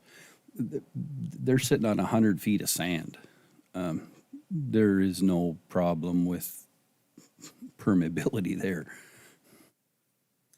Well, in my mind, this kind of brings up an interesting discussion because, I mean, I know people that have lake lots down in Fort Peck. And, I mean, granted, this is totally different area, but, I mean, they're allowed they can build a shed or something on there, and then they park their camper there year round. It just has to move every so many months so that they can be mowed and maintained or whatever. So I don't know if we need to look into how they zone that. And, I mean, if we don't have a whole bunch of this, it's not going to affect a whole lot, but. I would agree. I mean, these lakefront lots, that one side, they're different. They can't be, or I don't think they should be run the same as, you know, a subdivision and out in a coulee somewhere. I mean, they're just different, and I think they should be treated accordingly. And if that's the case, then it would require some change to our ordinance and/or planning and zoning restrictions, right? Or an addition to. And is there, I'm going to ask this in a big question here, Cameron. Would it be possible that over the next few weeks, that your office could come up with a possible change or an addition to the ordinance to accommodate this sort of thing, so that we do recognize it as what it is, as opposed to just being complaint-based and then kind of have a way to deal with it? That's a great question. This is not a common issue. Like I said, in 2019 was probably the last time I had this come up with a close to the lake type lot. And we had found, because we looked into just that we were kind of stomping over certain covenants in different subdivisions. And it turned into a situation where, because the county does not enforce private covenants, that we would have to go through, look through the recorder's office. It would be quite an undertaking for us to make sure. We could always do it under the stipulation that the homeowner or the landowner, landowner would need to verify that they are not in violation of their covenants. But, it wasn't a common enough situation that we didn't move forward with it. Of course, the board never directed us either. It was something staff was talking about internally. And just to touch a little bit, Commissioner Anderson, on what you had spoke about, we certainly aren't saying he can't have a shed out there. He can. There's just a square footage minimum that we are bound by with the international or the state building code. I will say Fort Peck probably didn't necessarily have the same situation we had during the peak of the boom out here, where people were living in RVs everywhere. And I think it would be hard to copy what they were doing as far as zoning, if they even have specific zoning for that area, because some of Fort Peck may be federal land. I'm not quite sure how that works. Well, I'm speaking specifically, like they call it Idlewild. It's a subdivision that kind of before you get to the dam. But I don't know if they have some sort of recreational zoning where you can, an RV can be parked there for X amount of time or whatever, but it can't be permanent, can't be skirted, can't be this. I don't know. I was just curious, but. I mean, what we're talking about, a person's private property, it'd be hard pressed for you to come out there and get me to move my camper. Well, I know, and I know this in the Fort Peck thing. I think it's part of their covenants or HOA or whatever, that because they have people that mow the lots for everybody, just so that they're always trimmed nice, everything looks good. So, I mean, this would be totally, I was just curious if there's a recreational zoning that could allow people to park one camper there for the summer because it's his camper and he can stay in it whenever he wants. And if they're gonna have a family function, that they can have 4 campers in there, but they can't be there longer than 3 weeks or whatever. That's just curious. A couple things. I'll touch on that briefly. The state, I will say, it's very proactive. If there's more than 3 campers, first thing they do is call me. So you'd mentioned 4. I know that's just a could happen scenario, but I just wanted to let you know that the state has a whole different set of requirements and regulations. The other thing I'd like to add is I'm certainly thankful for qualified planners, and Samantha had reminded me that we also have a TUP process. So we could look at potentially doing a TUP type process. That would say for the summer months, somebody had a lake house or a lake lot where they could park their RV. They would need to prove to us that they're not in violation of their private covenants. The landowner needs to do that homework. I just don't have the staff or manpower to go through all the different covenants. And it could be something similar. I mean, this is just an idea to a building permit process where they just need to have something in the window of the RV. So if we get a call, we can say, hey, this number matches, they were approved for this TUP for the summer months. I mean, that's certainly something we can look into. It will take more than probably a few weeks, but we could try to get something going and be ready for next summer. I mean, we'd probably get it done sooner, but it probably wouldn't be done for the summer months. So you're saying he'd have to get a permit from us to park his camper on his land? I'm saying that's my I'm question. looking to the board for direction, but that is an idea that I had. I will say that we're playing with in dangerous territory if we just start allowing people to park campers on their land, because I've been through this as code enforcement when I first tried with the county, and it was an absolute nightmare. I was getting up to 50 calls a day for these campers and RVs, so I don't think it's wise to go unregulated, but at the same time, I don't want to overregulate. I'm the first one to say that that's why I'm complaint-based. I'm not going to go out there and just give people a hard time. Right, Cameron, and I'm not saying that. What I'm saying is it's his land, it's his camper. I don't think we want to step on that. Now, if he wants to have Steve and Bo and Corey all park a camper there, that's different. But if it's, Unfortunately, that's what's on the picture. Up on the screen. And I believe this is before he had the property. Okay, And I never had a call out there before on that. Yeah, I know, and I'm property, so- teasing in a sense, but that's what's, literally what's on the picture, on the Well, screen. and Corey's right. I mean, if it's my land, it's my camper, I can park it there. If I want to, get a half a dozen other people and start a mini man camp, that's something completely different. But that's somewhere else. This is, these are a handful of lakefront properties in the county. That's all there is. I don't see the Corps selling any more land to anybody anytime soon, because, just because. So, and it all started with he just wanted to make a bathhouse that was 2 feet longer than the 4 feet longer than the 10 by 12. And having 2 10 by 12s seems to be silly if you can have one 10 by 16. And that's kind of how, Right. that's why And, we're and, here. and a testament to the fact that you're standing before us. You're trying to follow the rules and play by the rules of the county and get a variance or whatever. And so hats off to you for that, for coming to the board to do this. And it's just it's a really tough, I'm 4 feet is the toughest question we've had before us today. And I'm trying to come up with try to figure out how to get him to be able to do this, because I just don't see, the world's not going to quit spinning, because, Well, I guess at this point, as far as in general for RVs on lake-type lots, we'll just look to the board's direction on how you want us to move forward to adjust or change the ordinance, if at all. We're open to that. I guess I gave my opinion on that, but I certainly will take whatever the board asks us to do, and we will figure something out. We're more than happy to do that.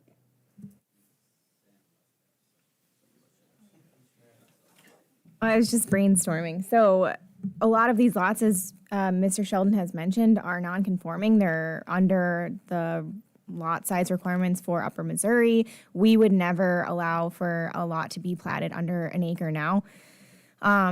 So that's always a possibility too. This subdivision, or it's not even a subdivision, it's just tracts of land that was deeded off, is in the ESR, existing small lot zoning district, and same with Blacktail, that's also in the ESR. A lot of these original town sites or tracts of land are now in the ESR zoning district. So I'm just kind of thinking too, if that could be a stipulation only, or an allowance only in those In zoning those, districts. oh, beautiful. We can look into it a little bit more. Planner's amazing. Yes, Thank look at that. We can come back to the board in a few weeks with some options. I don't know if we'd have a concrete zoning ordinance amendment, but Sure. at least with some, we can look at what other areas do. I know I have, my parents-in-law live up at Lake Metagoshi, and they also have a similar thing to Fort Peck, it sounds like, so I can look into their zoning ordinance up there too. Perfect. If you wouldn't mind just picking that mic up and then just drop it right off the side of there. Yes, Beth? Aren't there lots out at White Earth that people own that they could look at too? I know Grant Archer and Mel Edenloff own lots out there, and they have rules and regulations out there.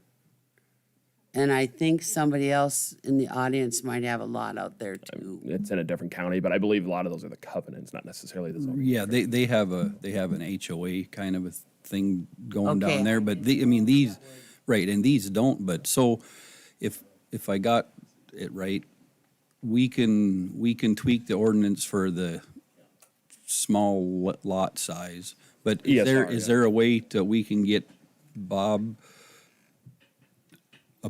something squared away so he can get something built before it freezes? Well, this board has the authority to decide what they want in that situation. We would rather have direction, Cameron, from you. Well, I'm going to say You I'm can bound blame somebody. by the ordinance. Anything outside of that obviously has to come in front of the Board of County Commissioners. Yeah.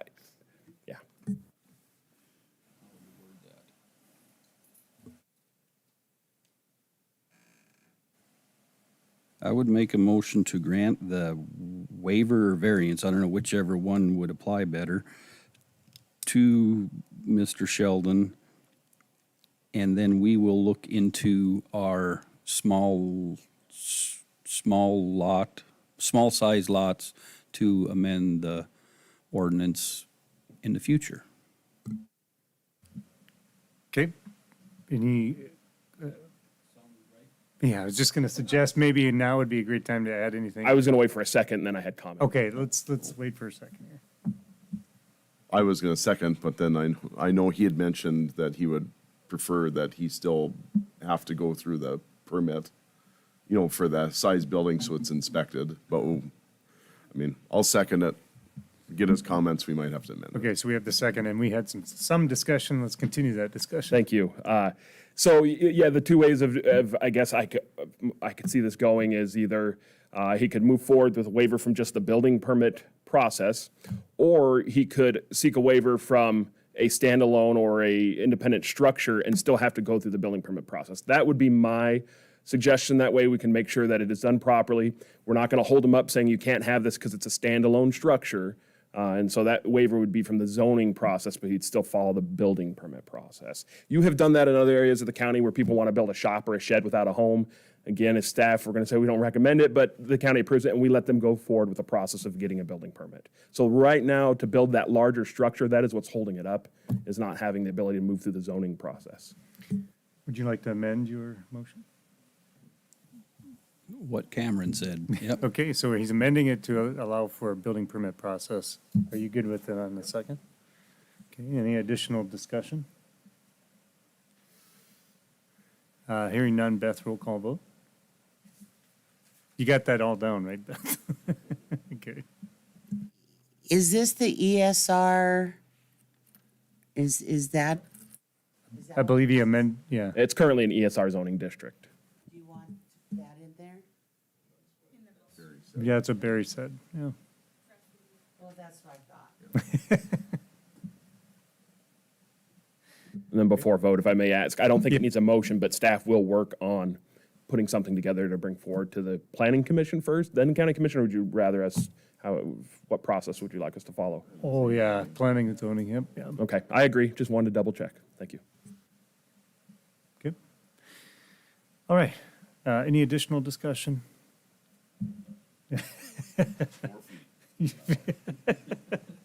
Okay, hearing none, Beth, roll call vote. Barry, Yes. Corey, Yes. Steve, Yes. Bo? Yes. Motion passes. Thank you, Mr. Sheldon, and Planning and Zoning, and Cameron and Sam for all the Well, thank good you. thought and Thank work. you. on- Yep, thank you. Yes, yeah, it was. Okay, Lindsay, your turn.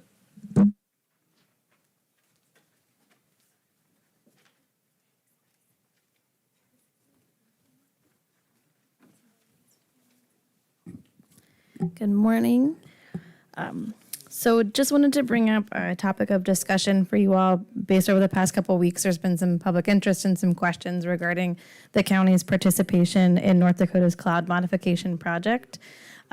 Working with Karen, we compiled some information for you all that was included in your packet and of some history about when the county actually started participating, how that happened, and then how participation can either continue or cease. So just to be clear, due to, open meeting laws and whatnot, to be able to provide a platform for open discussion among the board. This is not a public input or a public comment period, but simply for the board to have information to discuss, since there has been some public interest. Also, I apologize for the formatting of the information provided. I had to do it on my phone. So. Yeah, to be fair, you were on, I felt like a Letterkenny moment there for a second. But anyway, you were on vacation Yes. last week, so.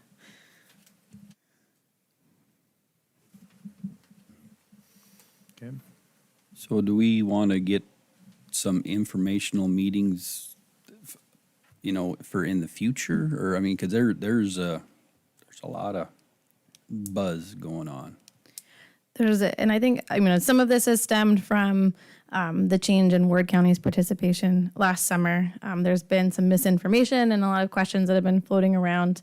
And so there's an opportunity for the county to be able to provide some public information that we can do via our website, depending on the level of input you would like to receive. We could do meetings, we could do informational sessions, kind of like what we did with TNORM, where we worked with the Department of Environmental Quality.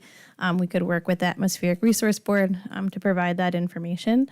I think social media has been part of the increased level of awareness of the project, but also kind of an opportunity for folks to learn a little bit more about what it is, and be able to ask questions, and things like that. So would you think that a recommendation by this board to provide information on those platforms, would that help start the discussion, or is that just going to muddy the water? Is it? I would think our job would be to facilitate with the state to provide information. And, if people want to come and speak, that would be their prerogative. But what do you think, Lindsay? I'm going to use some of Cameron's words. You can say if you don't want us to touch it with a 10-foot pole, then. No, it's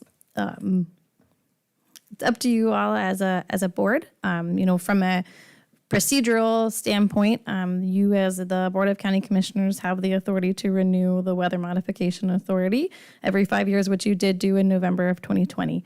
So we're now in this new 5-year period. The project is ongoing. We're actively participating in it, and that participation then comes from the Weather Modification Authority contracting with the Atmospheric Resource Board to do that.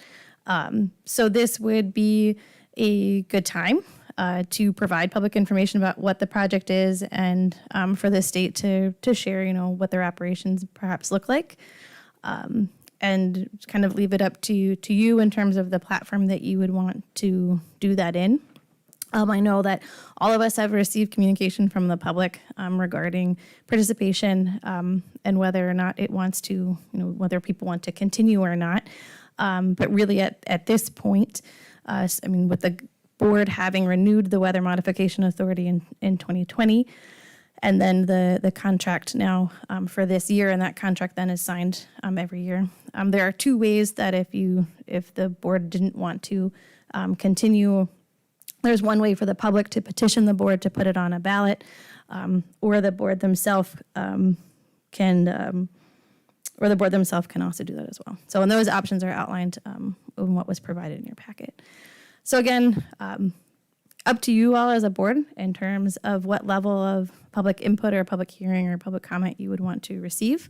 But simply just from even taking a first step of public information and working with the public to get the correct information out there and be able to answer questions and field concerns and whatnot, that is certainly something that the communications department could help facilitate. Okay. And this is your portfolio, right, Barry? This is, Yes, and that's what I wasn't, I think we should get some information out there, and then, I don't know, down the road, because the program will be done in about, 6 weeks, something like that. They'll be finished for the year anyway. So maybe some later in the fall or something. I think we should have an informational meeting or a gathering, or maybe, who knows, maybe one or two, I don't know, depending on the pulse, I guess. But is it, well, I mean, it was voted in by the people, so clearly they could vote it out if they were to wish. So, but I don't want, no knee-jerk kind of stuff, I mean, we want to do this slowly, correctly.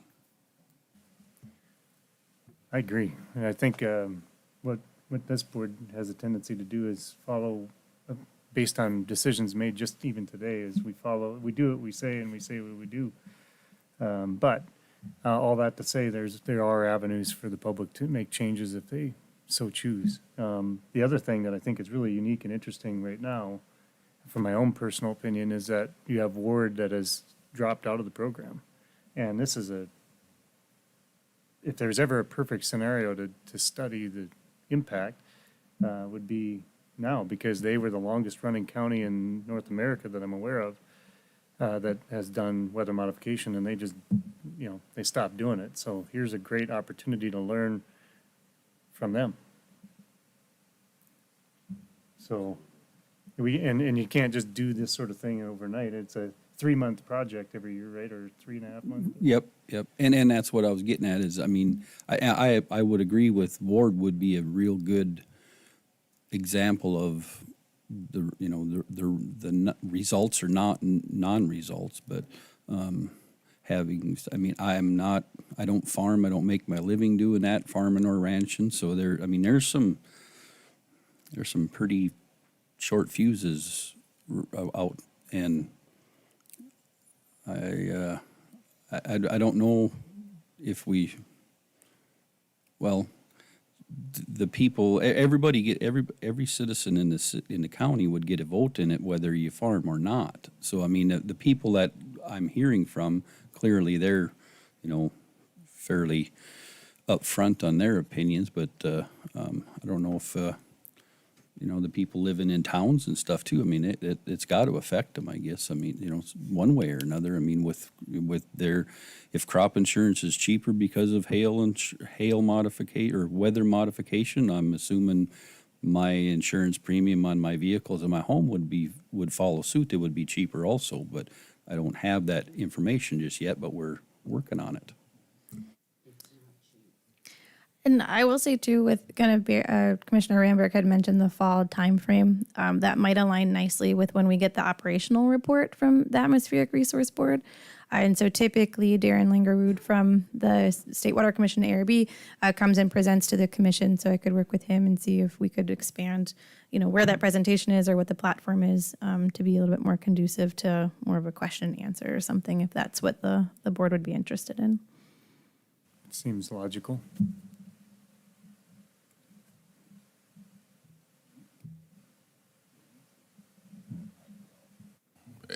I think that getting the proper information out is the key to the whole thing.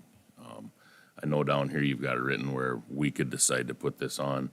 I struggle with that, and the reason I struggle with it is it's already been on the ballot. It was voted in. Now, if there's 2,800 people that want to sign a petition to put it on, I'm all for it. But I think you gotta do the legwork because this has already gone through the process.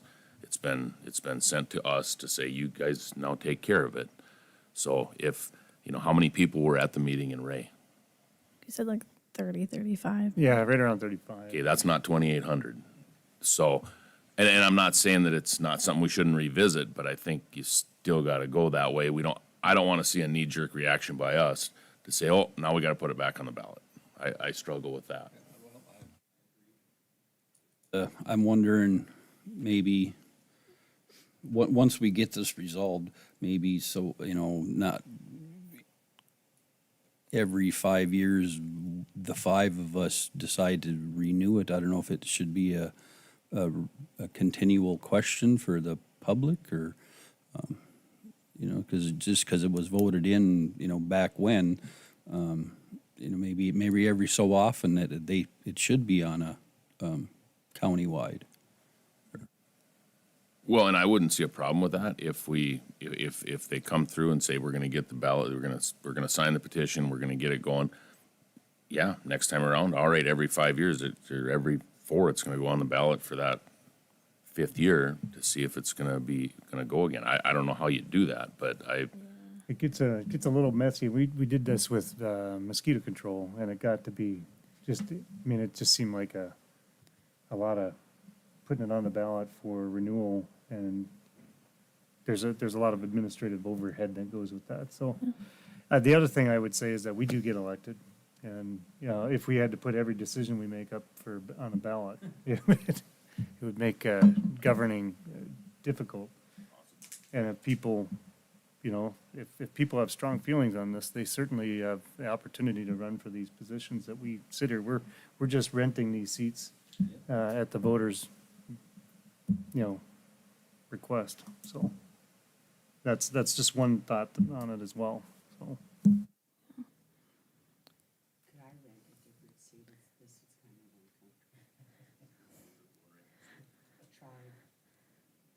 And with that too, just with Williams County being a home rule charter county, the fact that the WMA was initially created, or this renewal was created by resolution, and there are state statute and century code regulations for how the WMA gets created and renewed and abolished, there would have to be, if you did want to put it on a ballot that often, we'd have to kind of navigate.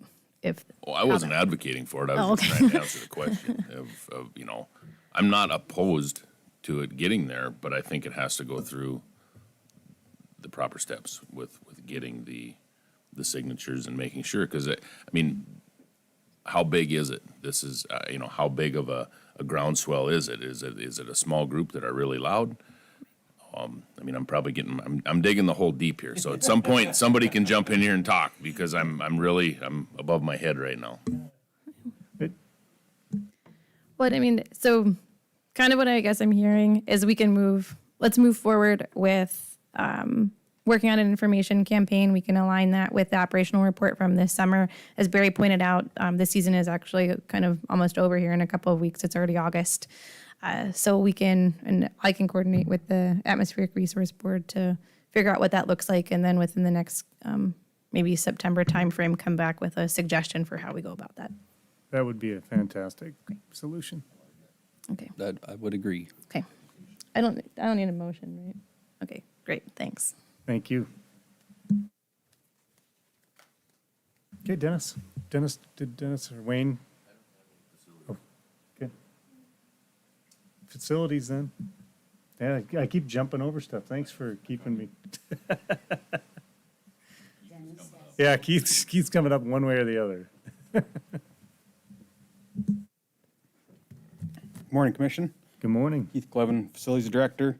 So I'm just here seeking the final approval for our maintenance shop. Just down the street, about a block and a half, 602 East 2nd. We received an appraisal, and based on that information, Commissioner Ramberg and I agreed with the seller on a price of $865. Okay. And this is in lieu of building a new facility for over $1 million. Yes, And that so was this- just across the street and about a third of the size. Right.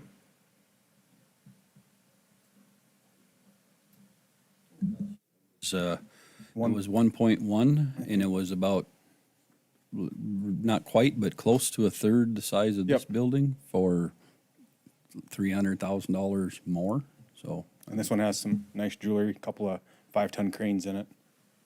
Perfect. And this also then will alleviate some concerns from the sheriff's department. Yeah, it'll get us out of their garage, all of our stuff. You know, we've got bobcats and tool cats and doors and construction equipment, all that stuff that's down there, is we'd be able to get out of their facility or out of their garage completely. Sure.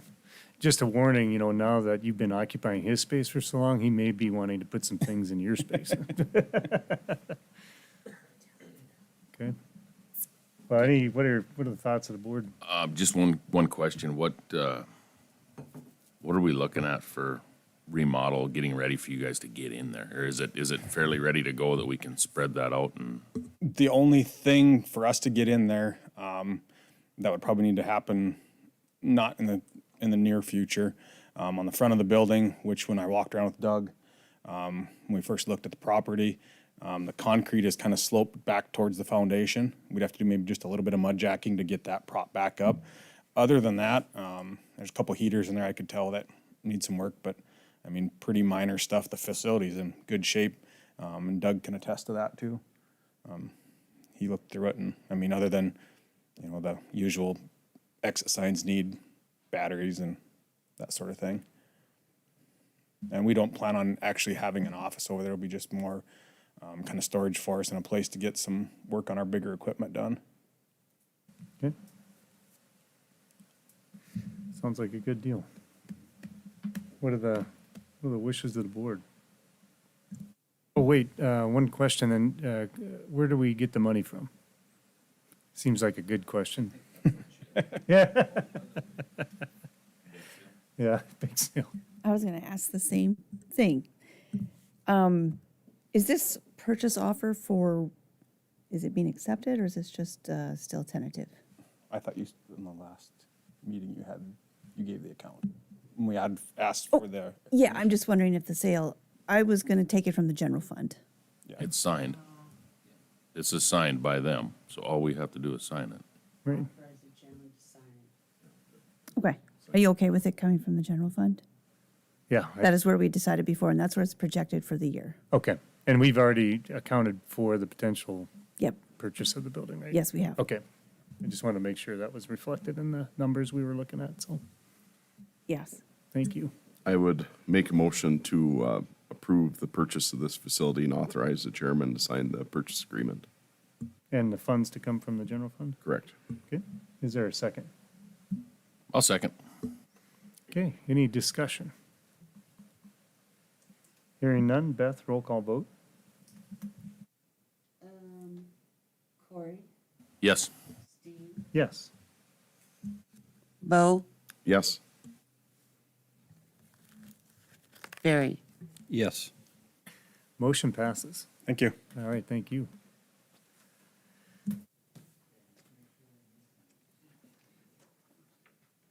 Okay, IT, Ryan, you're up. We're saving her for last. I don't think she's on the line. I think Lindsay's gonna handle her discussion, so. Good morning, Commissioners. I'm Ryan Steppen, IT Director for Williams County. I've passed out some information on the FirstNet cellular network. This is a network that was commissioned by Congress after the failures of the communication systems during 9/11 and subsequently during natural disasters and emergency events around the country in between then and now. AT&T was selected as the provider to build out this network on behalf of the federal government. They are putting thousands of new towers in across the state of North Dakota, adding coverage and stability to the network on a separate band of cellular communication called Band 14. This is a band that is going to be reserved only for emergency responders and their support staff. This allows for non-congestion in emergency situations. As well as that, if there is a congestion issue, AT&T has opted to allow priority use for any FirstNet customers or support staff to run across the AT&T network as well. On top of that, if there is any lack of coverage in areas that are more rural, more remote, more rugged, anything like that, AT&T does, or FirstNet, excuse me, has response units that have anything up to blimps that come and provide blanket coverage in those areas in order to provide coverage for, say, wildfires or emergency events anywhere in any location that has a lack of cellular coverage. And by the way, we do have 2 FirstNet representatives that are local to the state here, that if we have any more technical questions that they could answer if you have any. Currently, we're in a testing phase with FirstNet. We have approximately 50 devices between the city and the county transitioned over to the FirstNet network. I spoke with the sheriff. He is in favor of switching his entire department over to the FirstNet network. He has seen a marked improvement in reception of both the MDTs as well as officer-carried phone cellular devices. He is wanting to make the switch, and as a county, I would prefer to have us all switch over, since seeing how we are all support staff to our emergency response systems. I would like to see us all switch to enable us to easier manage this network instead of having it split up between multiple cellular providers, which would cause issues with mobile device management and making sure that devices are up to date and covered properly. So your ask today is to, or has this already been done? No, so my ask today is to permission from the board to go ahead and start the transition process from Verizon, who is our current cellular provider, over to the FirstNet network, and start the transition of devices. There is a financial gain to this system. We will be getting bill credits for all of our transitioned lines. It could total upwards of $40,000 to $45,000 in bill credits that we can use to offset our cellular phone cost, device cost, everything else. This is also providing new devices for every single user as well, so it will be a market improvement in all of our devices across the county. Well, how fast does this take place? I mean, is this something we're talking 2 weeks, 2 months? We're under a little bit of a time crunch, just to be honest. We have a deadline of August 31st to transition our NetMotion devices, which is what our officers use as authentication devices for their MDTs. We are in a transition process where we need to have them transitioned over to the new mobile pass away from, they have a key fob, basically, that spits out a number every time they need to log into their MDT. Their cellular devices are going to be the key fob from now on, and that has a fee associated with it every time we have to switch those devices. So if we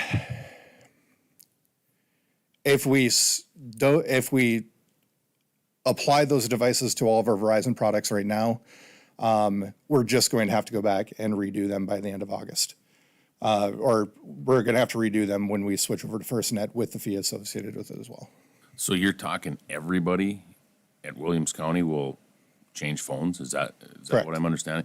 So if this is for, how do we include all the rural departments that are emergency response around Williams County also? They would have to make the choice to move that direction on their own. That's not for us to decide for them. Well, isn't this just when you look at it from the Siren 20, isn't this just another way? Because Siren 20 was to get so everybody could talk to each other when something was going on. So now this is the same thing, right? It's additional coverage in areas where there potentially may not be. And it's solely designed for emergency response around the nation, not just inside North Dakota. It goes to the bill paying entity, I believe is what. So if those fire departments pay for their own pay for cellular devices for their staff, then they can make the switch if they'd like to. So what does this cost? What's the cost of this to switch? There's no cost to us to switch. There may be some termination fees for any of the newer lines of service that we have on Verizon currently. We'll have to discuss that with Verizon to see what those totals would be. But overall, it should be a net gain for the county financially. Monthly, it's a savings as well, right? Monthly, it is a savings. We'll be saving per license cost on our mobile device management licenses, as well as they are governed by law not to exceed what the other local providers are charging for their cellular and their data service. So they can't go above anything that we're already paying. So are these towers already up? Currently, there are 35 active FirstNet towers here in the area, as well as 2 more being constructed. And that is in comparison to Verizon, which has between 15 and 20 towers total. It's been I'm a AT&T user, and it's used to suck. I'm just gonna put it in plain English, but it has gotten dramatically better in the last year. That's just because I see you're going. Yes, we'll have to upgrade every device that has a cellular connection in it. Maybe if you all wouldn't mind coming up, with regards to, I believe there's plans for additional towers beyond the ones that have already been constructed, is there not? I thought there was a plan for 108 new towers. Yeah, I'm Jay Fedek with AT&T and FirstNet, and this is my partner, Katie Schloss, as well. To answer your question, yes, there are additional sites planned for the area. The FirstNet contract with the state of North Dakota is that it's required under the governor's commit that we have 99% of the landmass covered by the end of 2022. As Ryan mentioned, there's always going to be, I'm from southwest North Dakota, Richton. There's always going to be areas that are challenged. Just that's what we accept where we live, which is under the contract of the deployable assets that Ryan had mentioned. Okay, so if there is a situation, whereas a wildfire in a certain area that there is not coverage, within a specified period of time under contract, we have to deploy an asset. Can be a satellite on wheels. As Ryan mentioned, there's blimps, there's other things that can provide coverage to those challenged areas during that event. So this is coming from the federal government? I'm just struggling because we've been working on this Siren 2020 project for 2.5 years, and it is to get coverage over 99% of Williams County. Now you're saying now we're going to get coverage over 99. I mean, I'm just struggling to follow. It's two totally different things, Yeah, completely the siren. different. FirstNet started in 2000? 2001, as a response to 9/11. Yeah, the Siren project is run by the state of North Dakota. This project, FirstNet, the federal government put out an RFP some years back, which AT&T won, and AT&T is building a network, a wireless network specifically for first responders. So wireless versus radio, land mobile radio for Siren. Which has always been my argument. Like, you guys don't need any stinking radios out there in the field as long as it gets. Well, is self-covered. this, But anyway, maybe it's something, but I've heard about the towers, it's the Gwen network, ground wave emergency network, all these new towers that are popping up. Is that what this is then? Ours are cellular or wireless cell sites. Right, yep, but that, I just heard about it, some guy called it Gwen. It was like ground wave emergency network, so it must be this. I'm not familiar with that term, to be honest, but so eventually, I don't know if you're maybe talking or transitioning to like the 5G discussion. Is that, no? Okay. I guess I can't allude to that. Yeah. Five So- what?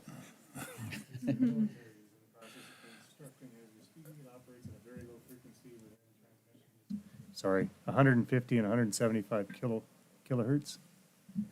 It's military. Gwen is military. So this is only emergency responders. So, I mean, I was south of Grenora yesterday morning. There's horrible coverage up there on my personal phone.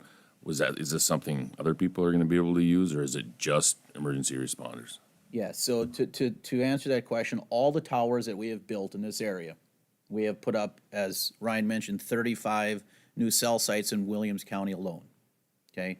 Which is quite an enormous financial commitment to this area. There are more sites planned. We can't get into that, for the obvious reasons.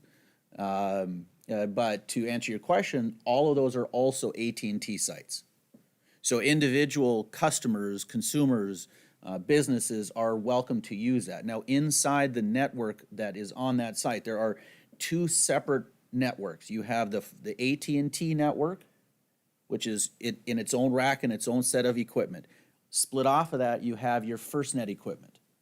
In the event of an emergency, as again, agreement, all of that AT&T equipment is allowed to be used by FirstNet where it's priority and preemption. There's a difference between priority and the preemption aspect. So first responders, if the network is congested, again, we will make all AT&T sites and equipment for first responders receive priority and preemption, in addition to the FirstNet side. So essentially, we will move people off of the network to make room for first responders if there is an event that first responders are responding to. My phone dumps, first responder gets to use whatever signal my phone was getting, or whatever channel I was using, or whatever. Yeah. Any bandwidth I was using gets dropped down to nothing, and first responder gets that bandwidth. And as Ryan mentioned, there is a financial gain to the county. So not only does FirstNet authorize bill credits, but we also have gone through all your devices as a county, from your iPhones to your Samsung devices and so on. And you are also getting, I don't even know the number of new phones that come with it. It's no cost to the county. So you don't have to pay for those devices. The FirstNet Authority has granted that. Well, I like the don't pay thing. That's good. Yeah. I'm just trying to understand. I'm not trying to argue it. No, I know you, but they are completely different from Siren. I don't know if this will help at all, but I've also met with our Motorola rep, who used to be our Verizon rep. The majority of the Motorola radios that we are now getting for emergency response are they're tri-signal style devices. They have the traditional 800 megahertz radio. They have the new Siren 2020 signal paired together. They also have Wi-Fi capabilities and cellular capabilities in most of the devices. So if we were to put a FirstNet cellular chip in those radios, if they ran into a zone where they did not have a radio signal, they would still be able to fail over to cellular signal and utilize this network with those radios as well. If I may real quickly explain the concept of FirstNet and why it was created to begin with. Sure, please. Because that might help explain a lot of the maybe remaining confusion. So back when 9/11 took place, the 9/11 Commission wanted to find out what was the root cause of such a loss of life.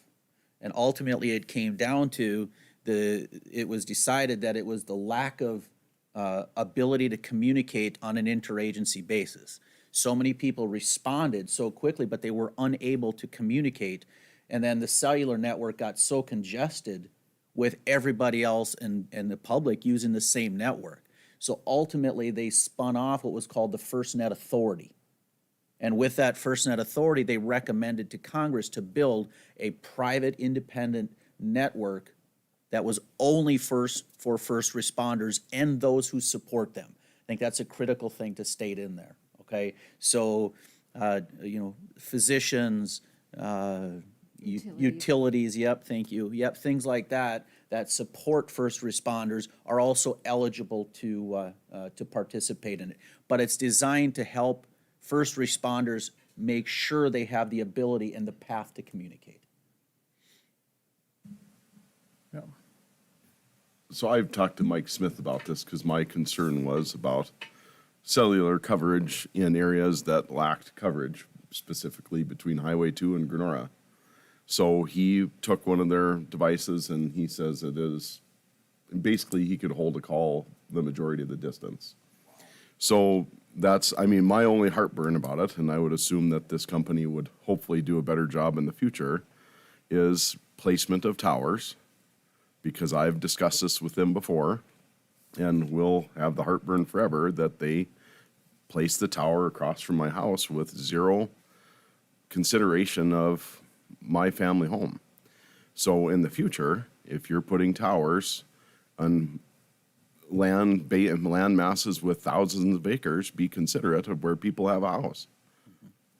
Yeah, and I So- think Doug Peniston might have talked to you about that. Yeah, I had a conversation, and I mean, I appreciate that what the service is for, because it is necessary and we need good communications, but when you can place a tower literally anywhere, there should be considerations of placing towers next to people's homes. Right. Because I don't care what anybody says, 5G is a concern. Yeah. And if it's close enough to my home that 5G is going to be an issue, then I guess what's my house worth? Right. Well, if I may just real quickly explain, just so the committee knows, the 5G is a lot of times a buzz phrase, if you will, that can, and maybe rightfully so, scare some people, but 5G is not a universal term to be used across. There are many different types of 5G, and the likelihood, and I think the 5G that you're referencing is the MM or the millimeter wave, where is the short, I guess, how would you describe it? The very, very high frequency, short wave that has a lot of people concerned. That is the likelihood of MM coming out here anytime soon is probably next to none. So the 5G we're talking about is an advent of the 4G. It's not going to be the MM. That has a lot of people concerned.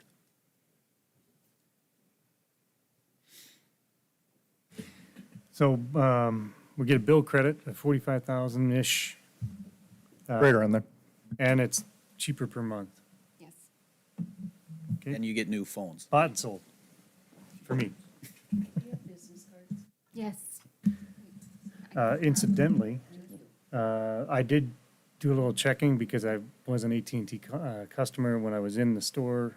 They suggested I check to see if we can, for me personally, if I could get FirstNet, just so we all know it's not worth going through the hassle. But your county phone will obviously be FirstNet capable. But personally, it's a lot of hoops to jump through for a commissioner. I'm just saying specifically, so. Anyway. Any other questions for the FirstNet folks?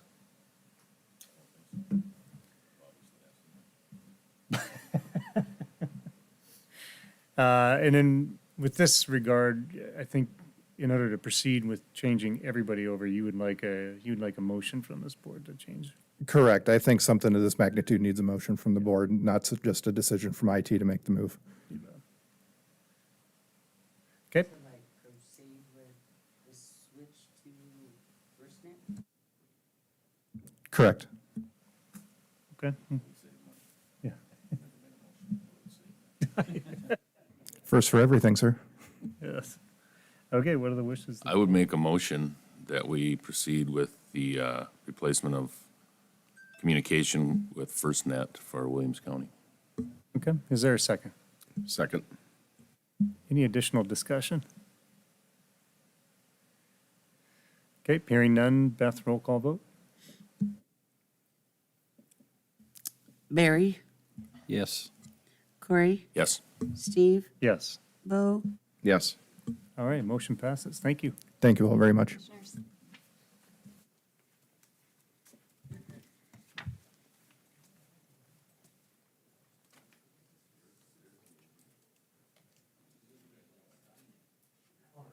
Oh, no. Go. This is called plan.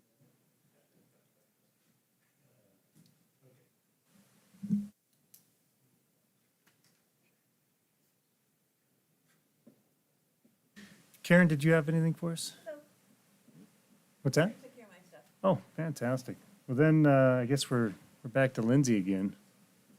Lindsay.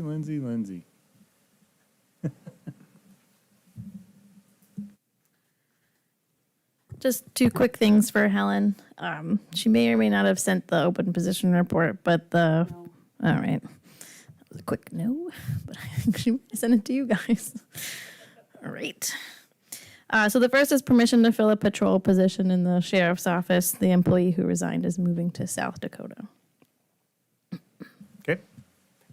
Oh, well, go through them all and we'll do them all at once. There's only one open position and then there's one board appointment. So I was going to do them separate. Okay, what are the wishes of the board? Move to approve. Is there a second? Second. Any discussion? Hearing none, Beth, roll call vote. Corey, Yes. Steve, Yes. Bo, Yes. Barry, Yes. Motion passes. Right. And then the other one is to reappoint Barb Grev for a 4-year term to the Committee for Annexations, Dissolutions, and Reorganizations. She was the only applicant. We definitely need an acronym for that board.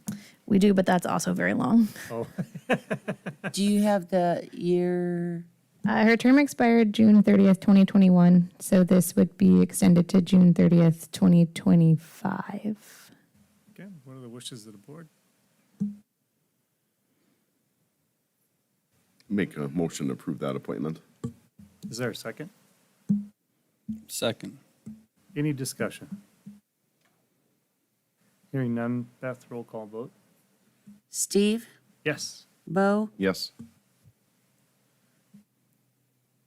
Barry, Yes. Corey, Yes. Motion passes. Thanks. Thank you very much. Okay, do we have to have, I don't think so, but do we have to have a motion or anything to change the meeting in September to start at 9:30 versus 8?